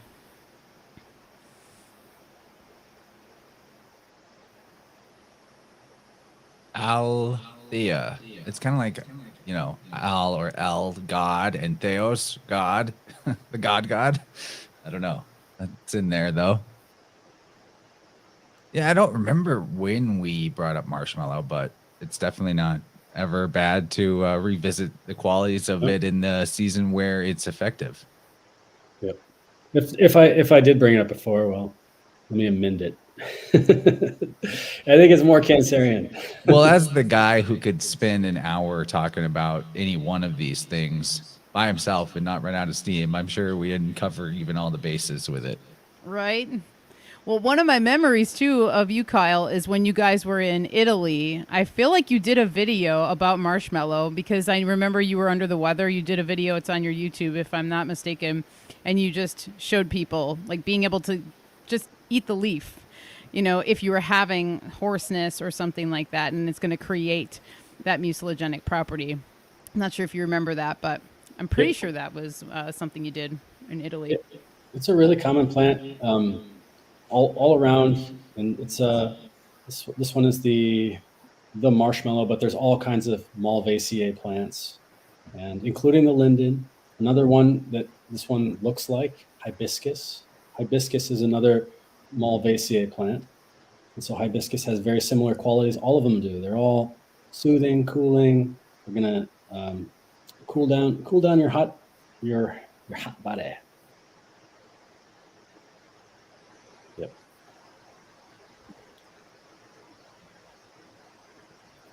Emily, you look like you want to jump in on something.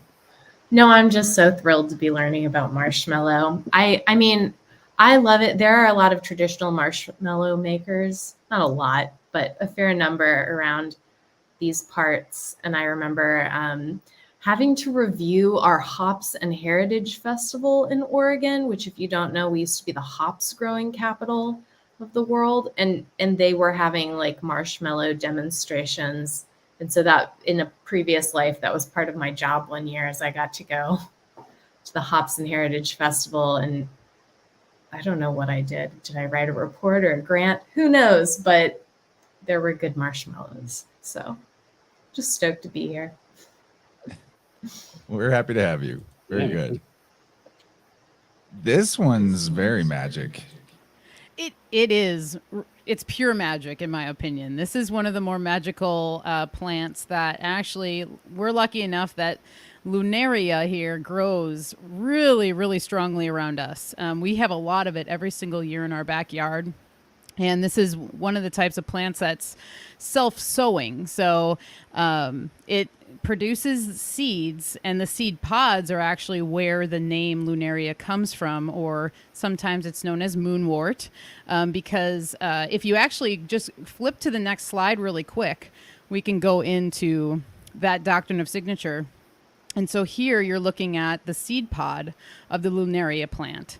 And so a lot of times you see this in dried flower arrangements at like craft shows or craft fairs or what have you, because it's something that once it's dried, and if you keep it nice and you don't toss it around a lot, it will stay like this for the foreseeable future. And so they're really gorgeous. And you can see, I love this photo because it demonstrates kind of like the life cycle of the seed, how you see the two that are in the front there, kind of like a darker color, and then they end up becoming more that silvery moon-like color towards the end of their life before they're about to fall off.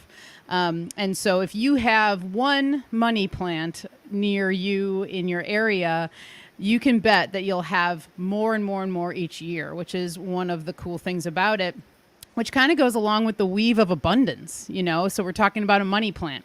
And so you have all these they're seemingly like silver coins. And I've actually mistaken them for coins before, like being in the woods and then like walking and seeing one of these seeds and going, whoa, is that a coin? And then you look and, oh no, it's just a money plant seed. So, and Kyle was the one that brought to my attention that sometimes they're known as Pope's coins. And I think you were saying, Kyle, that isn't that traditional in Italy, that's where that came from? Yeah, they're called Medaglia di Papa. That's the currency of the Pope, I guess you could say, Pope's coins. The medallion also is also the name. Yeah, really cool. That's just the not the botanical name, but the common name they call it there. So then if you kind of go back to the other slide, I feel like there is the purple color. You can also find these in white. Sometimes the flowers can be like more of a pink color than this purple. But I don't know, there's something also lunar about the color of the purple to me. Because I just feel like there's like a kind of a sunset sort of darker sort of purpley nature, softness to a moon. So I think it's just so beautiful. It's captivating too. And the stems here, if you look at it, you can see that there's like purple, kind of like purplish red color in there, which can sometimes indicate, as we've talked about before, that it could be helpful for moving like stagnation, maybe stagnant blood. This is a mustard family plant. And so there is movement that comes from that. Even the seed pods themselves can be eaten when they're actually green, because the first stage of the seed pod, it'll turn green, then it'll turn that kind of other darker color, and then the silver color. But when the seed pods are fresh, you can eat the seeds, the actual pod itself, you can eat the leaves, and you can also eat the flowers. So this plant is entirely edible as well, which is really nice. And it has a mustard sort of spicy flavor to it. I also think of like transformation when I think of this plant because of the element of money and currency and the movement. And I know that Mario and I were talking about how, Mercury is also associated with money. But I can't not think of Moony, like Moon Day. And so this plant just really has a lot of that energy there. going back to the mucilage, the seeds actually, if you were to pull apart those pods, there are the seeds inside of there, and you can use the seeds as medicine. So the seeds, like we were talking about, if you activate those with water, you put them into water, you make a tea or something like that, you are going to get a mucilagenic liquid that you can use for your skin. This one is really great for inflammation. So kind of that Cancerian nature of the outer shell, protecting the outer shell with the mucilage of the Lunaria plant seeds. And you can actually make like poultices with it. You can powder the seeds, and you can use it in that way.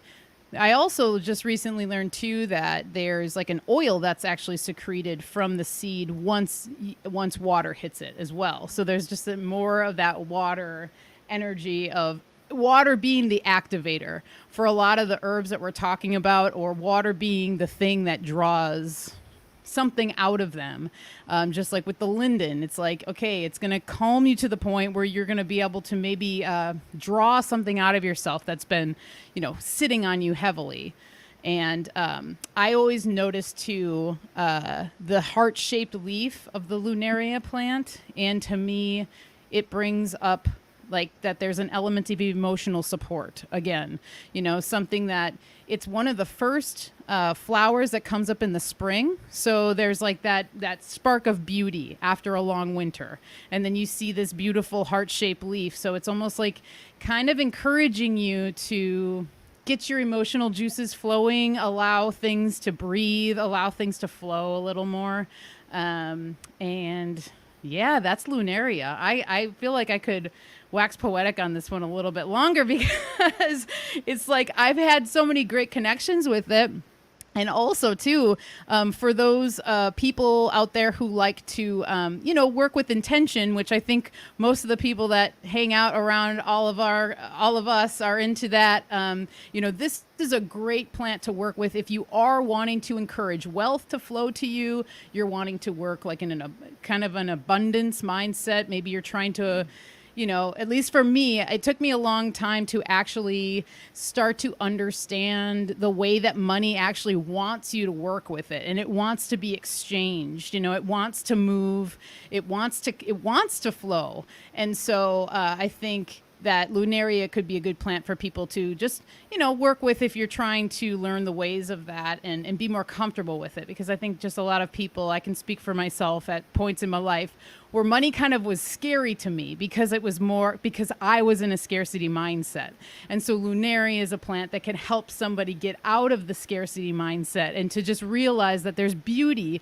Like, it can be a beautiful thing. It's okay to want to make money for yourself so that you can sustain or do the things you want to do. Because there's always a lot of stigma around, down with capitalism and this and that. I'm not a capitalist by any means, but if you're working in the system that we live in, you end up realizing that you have to build a healthy relationship with money if you're going to want to, move around and do the things and figure it out and have a healthy relationship with it,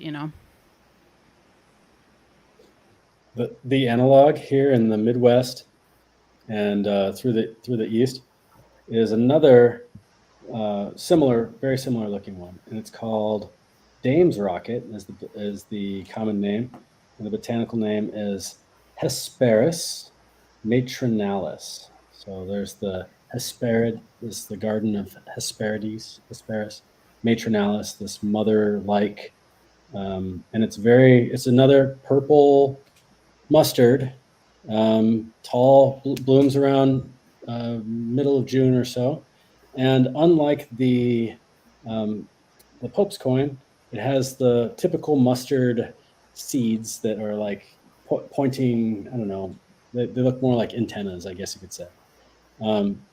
So yeah, I just thought I'd throw that in there for. They call that one a aggressive invasive species. Yeah, exactly. Right. They say cut the mustard. That's what they say.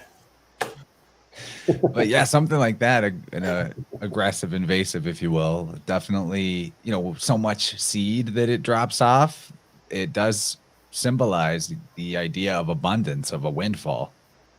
You were talking about, Michelle, how water can activate certain things in these plant medicines, and I had just run over to the other room to get this hydrosol that I got from Kyle.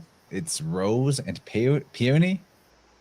So I don't know how you intend this to be used, but what I have discovered the use for this for myself to be is if I'm ever feeling like my eyes are starting to get a little burned out from screens, they're like literally drying and burned, or tired from this, or like, feeling like there's a little droop in the under the eyelids, or just my like face tired, that feeling, everyone knows what I'm talking about.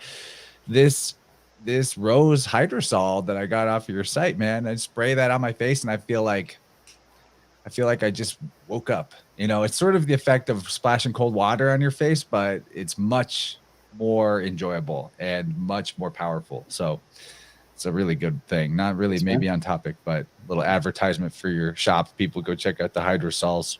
Appreciate it. Yeah, I love distilling. I love that kind of stuff. Hey, would you do me a favor? Will you bring up an image of a peony bud?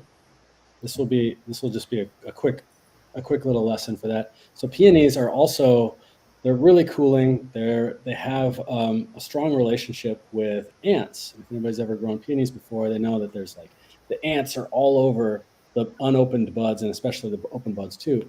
But they have this motherly like relationship with them because they're tending the peonies. They're not letting other invader insects on. They're always busy. So a lot of times people are like they don't know. They're like, I don't want these ants around.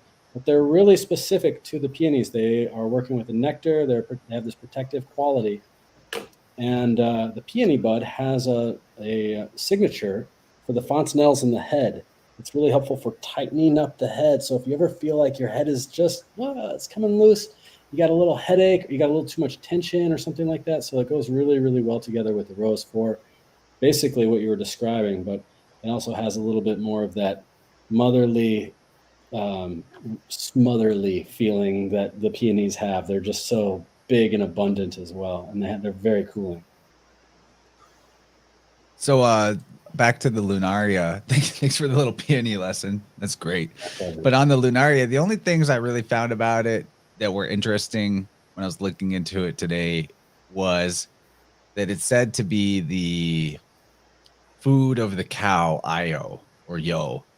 So Zeus had his whole affair, one of many, with Io, and turns her into a cow instead of her original form as a nymph to try to hide her from the jealous Hera, and to give her something good to eat while she's stuck as a cow for the rest of eternity. He created the Lunaria annua plant. And I think it's kind of funny. I don't know if it's related, but in terms of the magical qualities, in addition to the movement and the currency elements, I was finding a lot of folklore about it having to do with honesty, that it like helps you be honest or helps you tell the truth. So that's the opposite of what Zeus was doing with Io. I think that's funny. That's another name for it. It is, yeah. Yep. It totally is. Thank you for that point. Honesty. It's sometimes known as honesty plant. That's another name for it. So great point, Chance. We were also weaving about Io, EO, and the cow being turned into the cow for the Taurus episode, because I brought forward the violet, which also was said to be like the snack that pacified this cow that was getting stung by the Mosca constellation. And what's really similar between these two is that they have, when it's in its basal, this has got like it's flower shaped leaves, but when it's got its basal shaped leaves that are closer to the ground, they look really similar to the violet leaves, which are heart shaped. So I think that maybe that story is kind of encapsulating this shape, that heart shape itself. And how we see that on the Empress card, that heart shaped emblem as well. I don't know. That's just what that made me think of that. You bringing that up again. Oh, I love this one. Aloe Vera. Hello there. Aloha. Haha. Get it? Aloha. Even marshmallow. That's really, I thought that was pretty funny. But why does aloe, hello, aloe, aloha. They all sound like this plant. And then aloe vera. Vera means true in Latin. Barbadensis. Sorry about that, my dog. Stoked about aloe. I get it.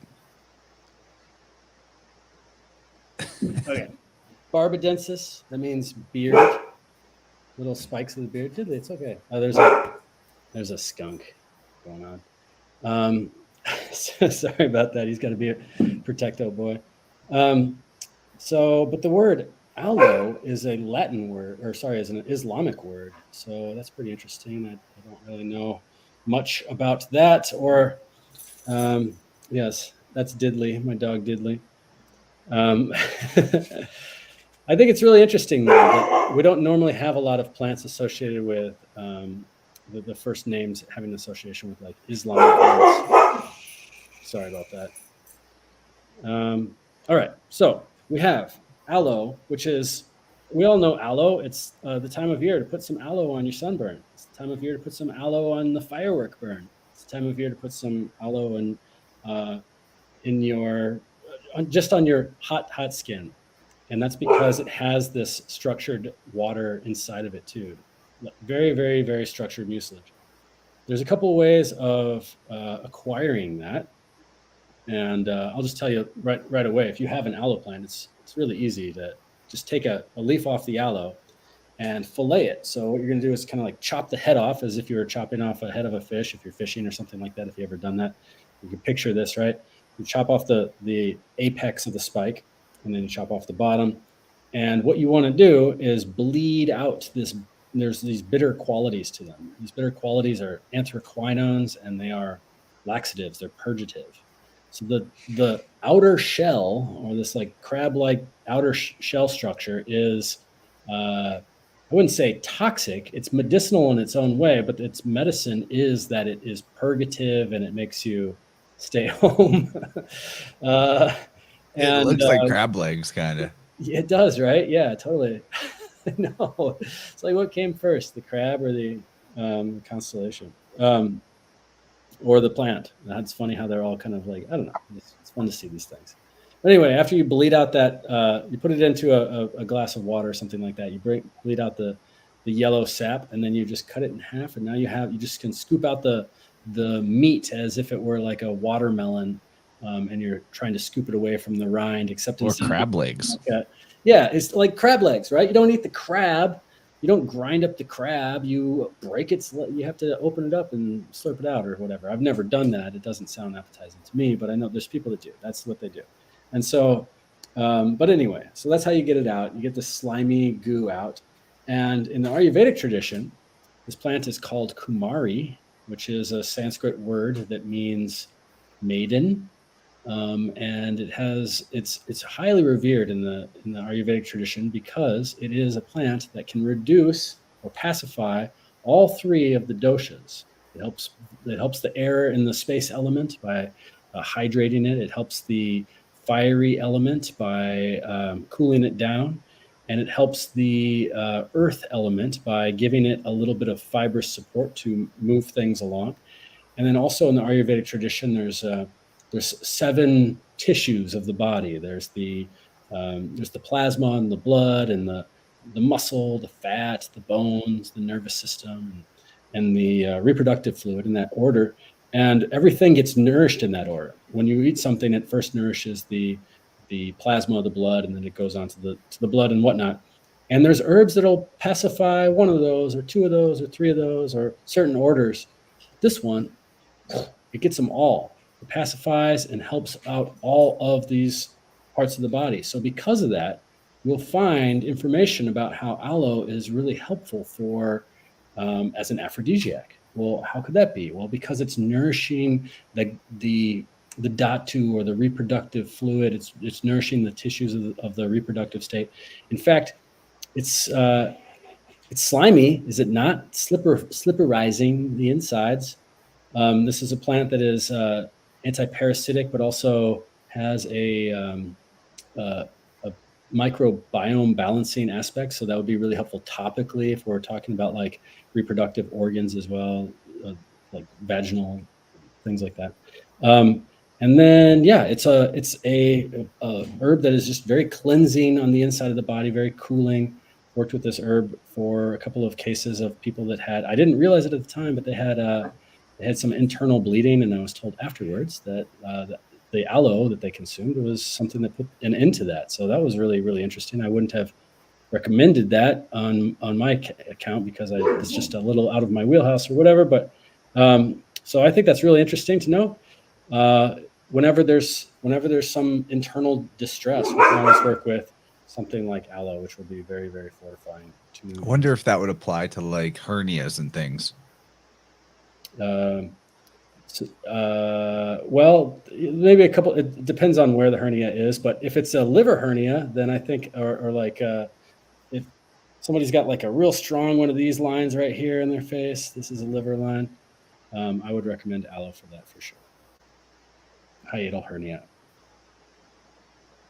That's related to the diaphragm and cancer parts of the body too. What about y'all? You been using aloe before?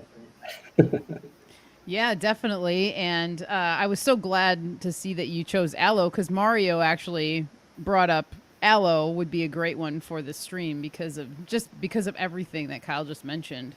But aloe has been a really great plant for me because I typically, especially when I was younger, I used to sunburn really badly. And so aloe would always just be like the first thing that I would go to. And it's really just soothing and relieving. And so to me, it's so Cancerian, just looking at it. I love it. So yeah, love aloe very much. Yeah, even Chance, what you said regarding what kind of looked like saw teeth or the, looks like a crab's claw or whatever.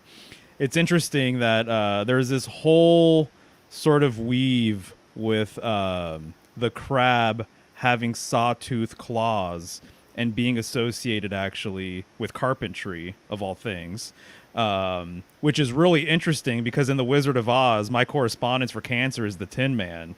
And he was a woodsman. He had his axe with him and everything else. And so that's just something that this kind of reminds me of a little bit. And there's a few kind of Christ-like connections with Cancer as well, I would say. And Jupiter being exalted in Cancer, I think kind of lends itself to that. And him being a carpenter, obviously, is kind of what I'm getting around to. But very good point there. Jesus was embalmed with aloe in the Bible. Dang. Yeah, interesting. that's right. Yep. Myrrh and aloe, specifically 100 pounds of it, which is quite a lot, before they wrapped the body in linens. Yeah, back to hair care, you can put some aloe in your hair if you have like fuzzy hair. It's really helpful for that. But also, if you have dandruff, just throw a little aloe on there. That's great. It's just for like if you have dry skin, eczema, psoriasis, try aloe first. I know that there's a lot of fun tricks and balms and all these things that I make, that Michelle makes, that a lot of people make. But just try some regular old aloe. You get yourself a plant at the store and just cut it up and do the preparation like I mentioned and scoop out the inside. And it's amazing for the results that you can get for eczema and psoriasis and dandruff and all kinds of things like that. Just a little bit of aloe. It's fantastic. I agree. And, I love aloe too. I like to use aloe juice. You can have the aloe vera gel, but then they also make like kind of the drinkable aloe. So it's more like water. And you can use that to make, face creams, body creams, because you can blend it into oils. And that's wonderful. The other thing I like to pair aloe with actually is DMSO. So if you're familiar with working with DMSO, just a little warning for people who aren't familiar with it, just do your research on it first. Mandelwalmer is like a go-to, obviously, for a lot of people, just because you have to be careful with it. But in terms of being able to bring the nourishment into your skin really deeply, very quickly, aloe and DMSO are match made in heaven. And then just from personal experience using it, I'll take aloe, DMSO, and rose water and use that as a facial night treatment. And then same thing with the scalp care, mixing the aloe and DMSO, and you can put that on your scalp. And that is some awesome stuff. I do the exact same thing. Almost. I do Amanda's DMSO, a Lunaria size drop of aloe, and a couple 2-3 drops of iodine, and I use that as a face cleanser almost every day. So ooh, yeah.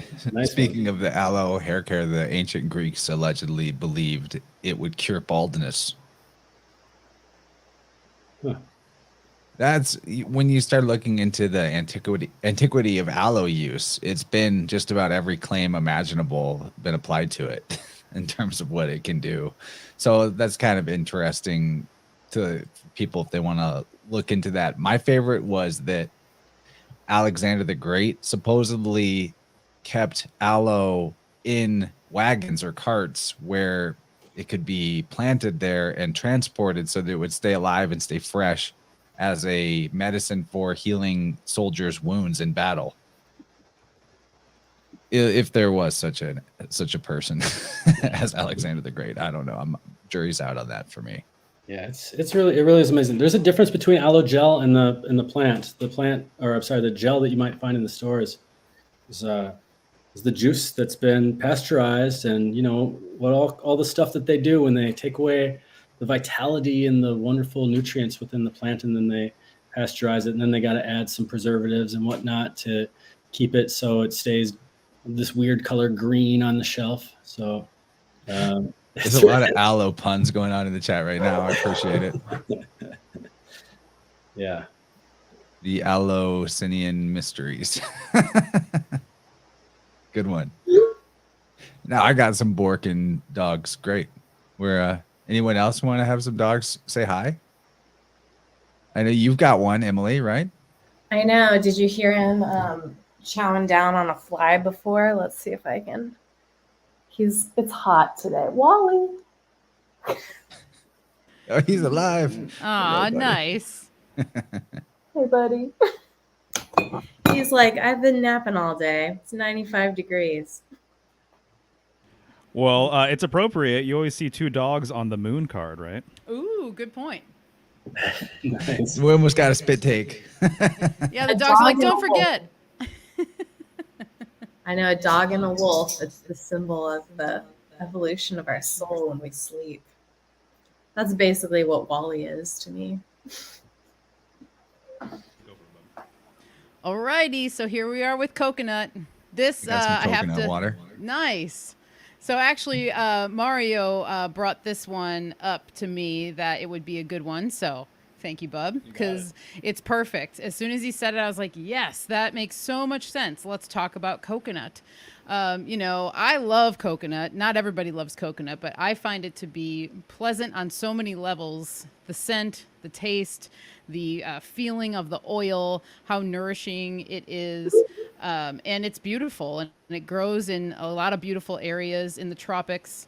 It is known as the tree of life to a lot of Pacific Islanders because, this tree almost and pretty much every part can be used for something, whether it's going to be food or it's going to be shelter or a tool or what have you. That is how they look at this tree because it's so valuable. And trees typically kind of, obviously the tree of life, but a lot of trees are like that, where there's so many uses for almost every single tree that, you can't deny that it is like a central part of so many people's lives and has been forever and always will be.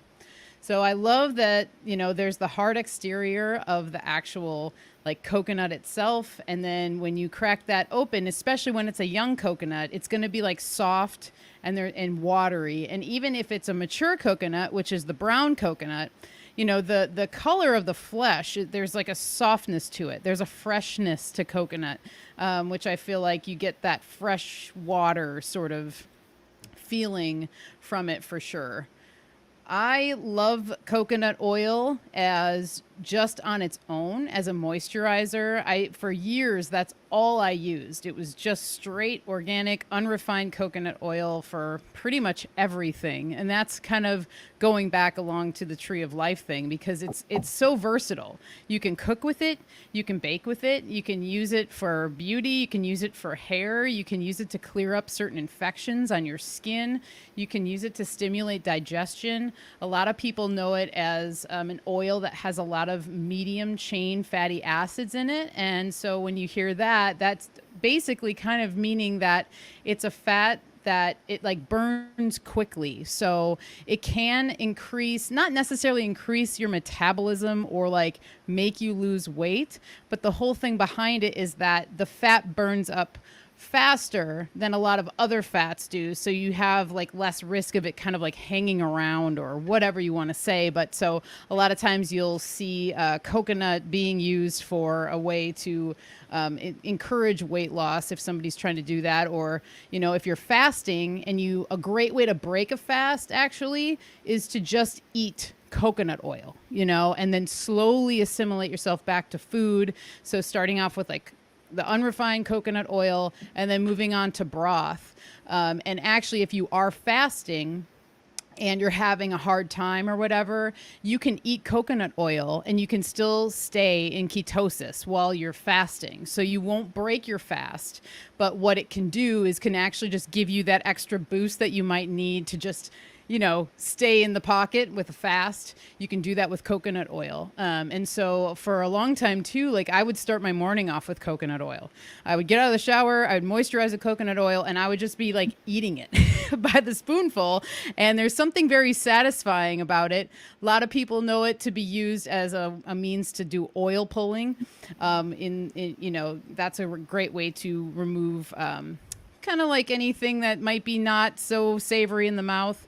Another thing too, aids digestion, as I said, but could help expel parasites, which I think is another reason why it's a really great pairing for fasting. Because a lot of times when you're fasting, that is your opportunity to kind of like dig deeper and to kind of maybe encourage movement in things that you might not be able to touch when you're still, you know, eating food.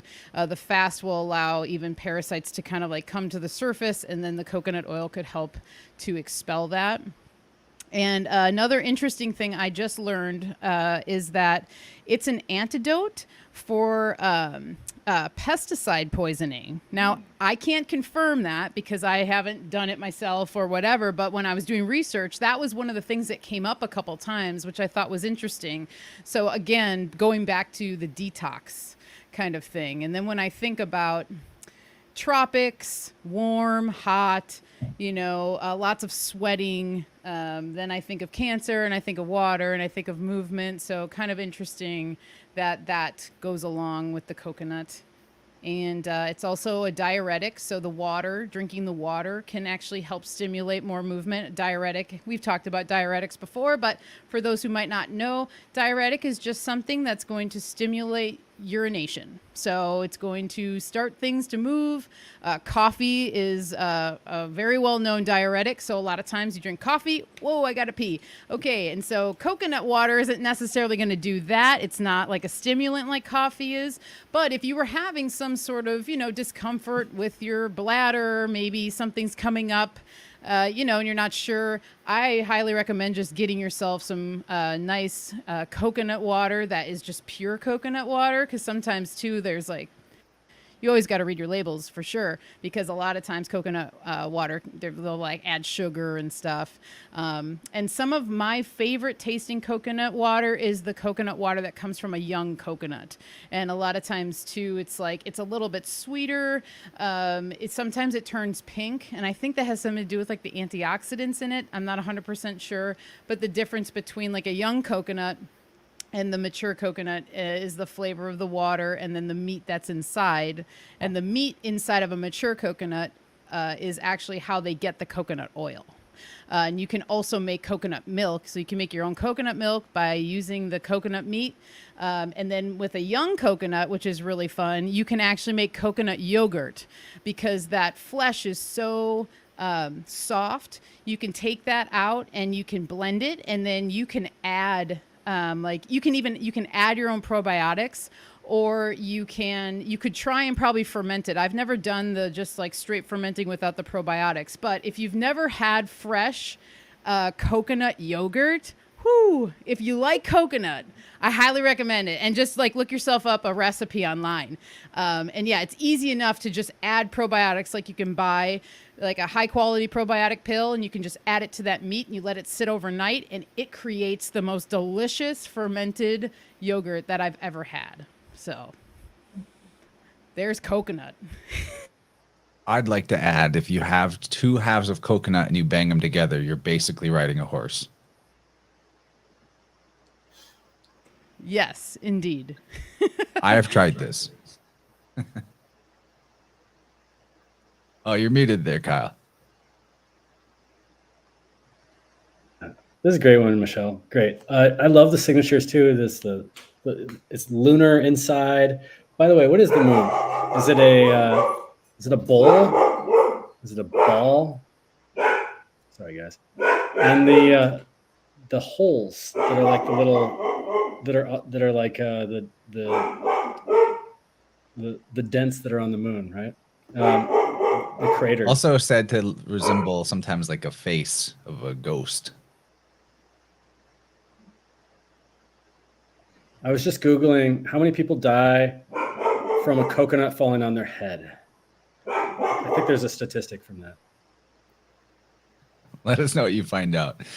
And I'll add that, it's definitely a very spiritualized tree as far as symbolism goes in the East, the farther East, really. Like in India, the coconut is one of the gifts that is, I think it's, Emily can probably correct me if I'm wrong, but doesn't Vishnu bring the coconut tree down to earth for Lakshmi? Ooh, I don't remember. I have some other thoughts about coconuts. I don't remember on that one. You're probably right, though. Lay them on us. Well, you just mentioned Googling how many people die from a coconut hitting them on the head. And I had this flashback memory because when I was in my 20s, my first job was teaching in a music conservatory in India for these music people. So at one point, we worked with British people at a university in London, and then we were getting our school accredited through that school, and we had to fit the English things that they needed. And one of the things they needed was a net under the coconut tree. The British people were like, we can't let this school do this exchange program you're trying to set up if the coconut tree doesn't have this safety mechanism. And the people, there were a couple people who were on this panel who were making these things, and they were like, coconuts don't fall on people's heads. And you saw this sort of cultural clash in sort of negotiating this, where they both sides were kind of like, you just don't get it. We need this. We need the net from the British people. And the other people were like, the net is stupid because the coconuts don't fall on people's heads. And I still think about that coconut tree.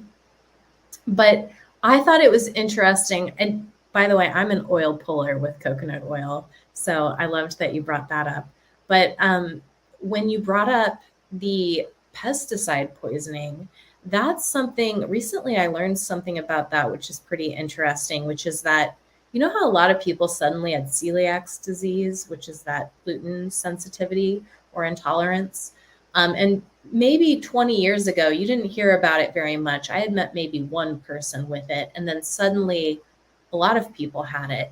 And one of the things that corresponds with the uptick in instances of celiac disease was the practice of using Roundup as a drying agent rather than just an insecticide around plants. So there were certain wheat companies that when they harvested the wheat, sprayed Roundup on it afterwards. And so there was a lot more pesticide chemicals in the wheat. And so, you know, I heard that and I was like, well, do we really have celiac disease? Maybe.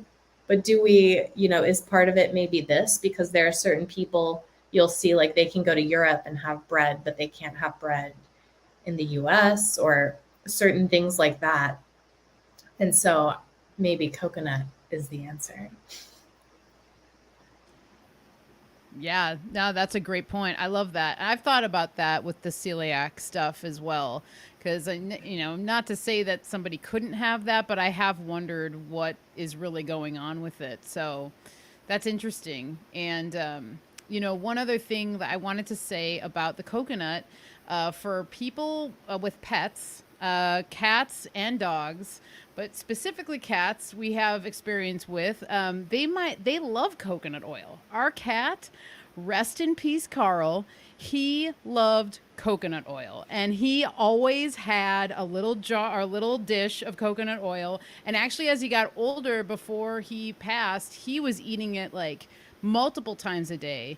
And everybody that would always come over would always comment on his coat, on his fur. And so it's just a really great thing to give your pets for a lot of reasons. Same benefits that we get. So the digestion as well, but specifically for their coat. So maybe, give that a try, and you might never know if they like it. But the way we found out that Carl liked it was that when I was using it as a moisturizer all the time, I would go to Mario's apartment and I would sit with Carl, and he'd be like licking my hands. And he always would lick my hands. I was like, why does he lick my hands? And then it was like, oh my God, the coconut oil. And then we started giving him coconut oil, and it was like, okay, well, this dude just likes the coconut oil. It's not me. It's just the coconut oil. I have a really good toothpaste I use that's coconut oil based. And it also has like white charcoal, like activated charcoal, but it's white instead of what you normally find, which is black. So it's not like staining your sink or if you get it on your clothes causing problems. I really enjoy that. So I basically just use more toothpaste than you would normally use, brush my teeth with it, and then just leave it there to oil pull with the toothpaste. So it's kind of like a convenient 2-in-1. I have to remember the brand of that. It's really great though. Coconut oil toothpaste. Nice. That's awesome, dude. I'm noticing a lot of C words. So chariot, crab, claw, the Hebrew letter het starts with a C, and then also crescent, and then coconut. And now I just have to mention it. I'm like, did the C come from the crescent of the moon? Is it a reference to the moon? And so the moon is always changing, and obviously it creates that crescent shape. And so I think a lot of the letters that we have take inspiration from what's going on, out there. So it just makes me wonder if that's the case. So I don't know if you guys have ever thought about that. Well, the third letter of the Hebrew alphabet would be, forgive my pronunciation again, sorry, Gimel, right? Which is the letter associated with the high priestess, who's the moon, who would be the ruler of Cancer. So I wonder, maybe you're onto something. Yeah, C that's and right. G do interchange. Mm-hmm. Oh, nice. Cool. So that's what I wanted to put out there. And then I just have a quick note here, too. I just haven't mentioned it, but there's a lot of people, a lot of traditions that basically suggest that the moon is like the first pit stop out of here. That various ascension, groups and like rituals and stuff like that, they say that if you're going to go through the cosmos, if you're going to visit the planets, if that's something you want to do, I've never done it myself, but that the moon is like the first pit stop. It's like a gateway to other planets. And also when you return, it is the last gate here as well. And when you look at the moon card, you always have those towers, right? And it implies a gateway. It implies a portal. It implies all of these different things. And so the moon for a very long time has basically been compared to some sort of doorway that way. So just wanted to put that out there as well. One thing I found out was the back to the world axis symbolism. The Philippines consider the coconut tree the tree of life, and I think that India probably follows that sentiment. But in the Philippines, they use all parts of the coconut tree which is interesting. In India, they call it the Kalpa Vrishka, the tree which provides all necessities, which is pretty cool. And Nice. you Yeah, that know, makes there's sense. there's a very Cancerian thing about it in terms of like the womb metaphor and birth, because so theoretically coconuts can fall into the sea and get carried far away and, you know, journey into the unknown and then sprout a actual palm, you know, later on somewhere far away. So that's another very cool thing about them. Yeah, You dude. know, a The sea, charioteer wise, right? the ocean, the sea, the letter C, right? Yeah. So we got a caller, video message call in, actually. It's not too long. There's 2 of them. So we got about a minute and a half from our friend Mick. I want to see what he's throwing out there for our Cancerian plants. So have you guys ever heard of or tried mangosteen? It is so good. Oh my god. I've known about this fruit for like years, and I just saw it in the grocery store last week, and I spent like $50 on it, and it was amazing. And like, it's sweet and floral and kind of soapy almost, you know? So I saved all the hulls because I read that every part of it is medicinal, and I made an infusion. So I made a tea out of it, and it is very tart. But wow, do I feel clean, like inside.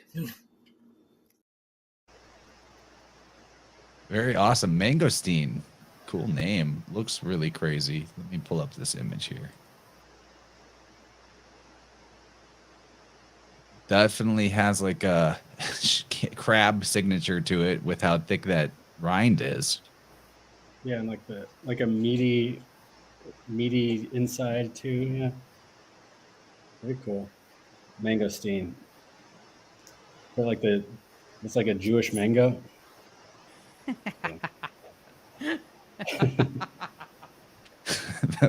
back to your C Gimel weave. Dylan makes a good point that G and C interchanging, G being the 7th letter, Cancer is 7 in the tarot.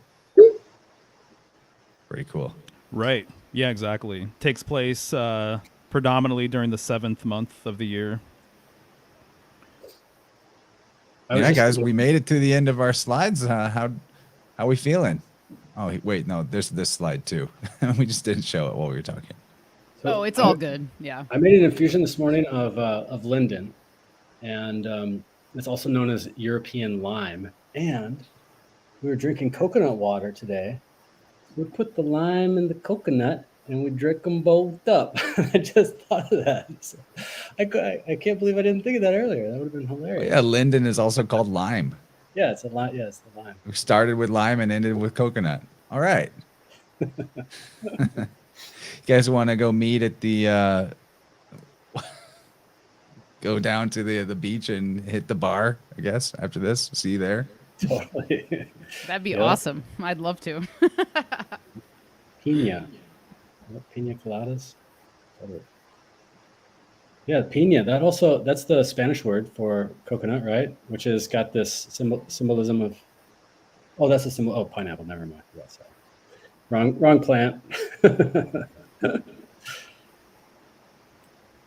All right. Well, this feels good. I think we're at a good point to make our way around and give some closing thoughts and let people know what we have coming up on our individual channels and services. So let's start with the our pair to the top right. Awesome. Thank you, Chance, as always. Thank you, Emily and Kyle and Babe, for being here as well. Thanks, everyone in the chat. Always, these are just such a joy to do because I learn so much from them. I learn while I'm preparing, then I learn while I'm talking to all y'all, and it's really fun. So thank you so much. Cancer, I love Cancer because I've learned so much about Cancer from Mario, him being a Cancer. So it's really fun to learn through, I feel like, the people that we know who are the signs. It's very interesting to me. That's the way that I kind of relate with astrology. I always think of the people that I know who are a certain sign, and then I can like take the correspondences, wrap them over, and then I feel like it's just a really good way to get to know the signs better. So this was really fun. Michelle's Healing Home, for any inquiries, michelleshealinghome.com is my website. I have a podcast every Tuesday, which is called The Healing Home. I'm not going to be having a show this coming week because we're actually traveling down to Fresno for a wedding. But the following week, on July 18th, I'm very excited that I'm going to be talking to Dr. Elderberry. And Kyle, I know you know who she is, and I am so excited that she's down to talk. She is a naturopathic doctor. She is a clinical herbalist. She's a practicing herbalist. She works a lot with homeopathy. She is on the level, people, and she understands how emotions play into our health and the ailments that we go through. She understands that being in the victim mindset is actually really detrimental to your health. I highly recommend following her on Instagram if you want to get to know her better and find out what she's doing. But she's a lovely woman. I'm really excited to talk to her. And then we won't be having last Thursday this week because we'll be traveling, but we'll be back with everybody the following Thursday. Yeah, this was fun, as always. If you guys are interested in anything I have going on, you can check out symbolicstudies.com. Symbolic.studies on Instagram is another hub. But otherwise, I've got a few things kind of cooking behind the scenes, but nothing that I want to announce just yet. But this was it's always a good time. It's a pleasure. So thank you, Chance. Thank you, Kyle. Emily, thank you for filling in for Gabe. I learned some things I want to follow up with, as per usual. But yeah, looking forward to the next one. Leo. Oh, yeah. Oh, the best one. Guys, watch out. That's my ascendant. So once the sun gets to my first house, I'm going to be like really lively. You might not be able to give me a shut up. I want to say thanks over to some people on the Rockfin side. Braden, my man, Braden Mosey, tipping $20. Thank you, dude. And Lisa Rose tipped $20 as well. Appreciate that very much. She says, thank you all for this AstroHerbalism gravy. Much love and appreciation to Kyle, and congratulations on the new baby, Chance. Well, not yet, but it's on the way. Thank you, Scott and Lisa. Appreciate you guys a lot. So yes, if you guys haven't heard, there is a baby on the way for me. Great time to show some extra support, maybe, if you're feeling it. So we appreciate that very much. And yeah, Emily, what do you got going on? Your own baby and not just a nephew? I am having my own baby. Yeah. Congratulations. Yeah. It's going to have roughly the same birthday as my nephew that was just born, which is pretty cool. They'll be just a year apart.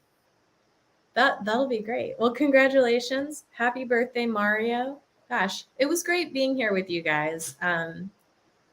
Maybe I'll just go and share what I got going on and say goodbye.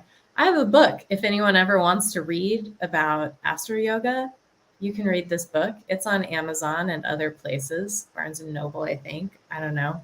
But you can find it. It's on the internet. You just Google Astro Yoga for an Aquarian age. And if you don't know about Astro Yoga, I invite you to Google that too, because the internet has a lot of good information. I'm in the process of launching something called the International School of Astro Yoga. So I already have astrology readings and memberships and courses. So if anybody wants to learn stuff or work with me in a one-on-one fashion or in a group setting, those are available on my website, emilyridout.com.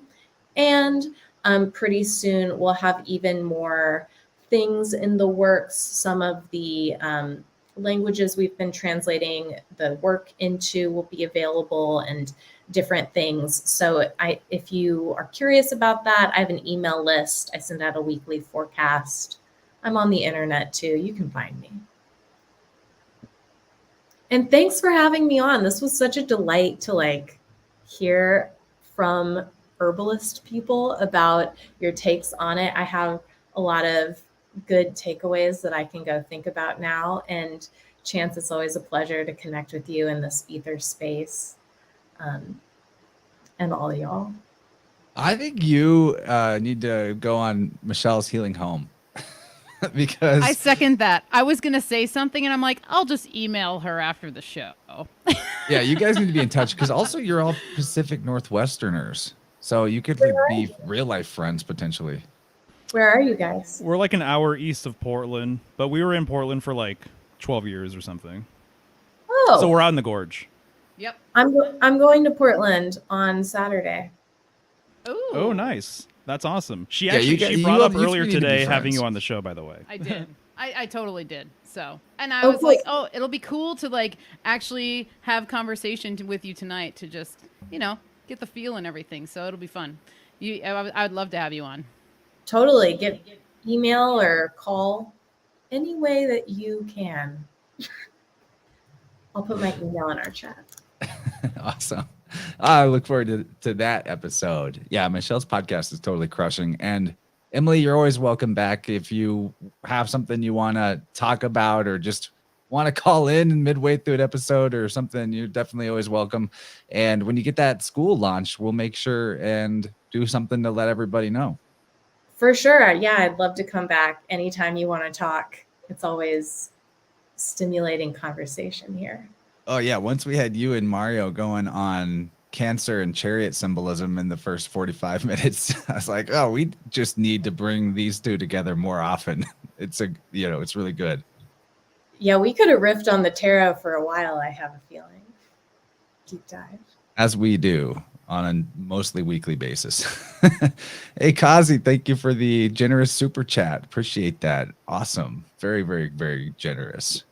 Kyle, what's up with you? What you got coming up? Thanks, man. Thanks so much for having this be a great host for all of this stuff. It's really nice to meet you, Emily.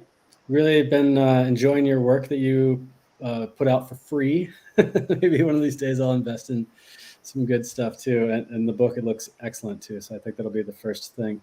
But yeah, I really hope that since we're all talking about talking again, I hope that we have a venue once again where we can chat as well. It's been really nice to meet you. And Chance, congratulations on the baby. Of course, Serena and Davide and I adore you and Jennifer. So congratulations. And find my stuff at tippecanoeherbs.com. I'm a medicine maker. I have a huge selection of herbs and medicinal herbs. And if you use the code INNERVERSE at checkout, you get a discount, and I kick that savings back to my man Chance. So you're going to be supporting me, you're going to be supporting him, and you'll be supporting some community-made medicine like harvested linden flowers from the ground after the storm. These types of things, these types of stories I know about the medicine that we make.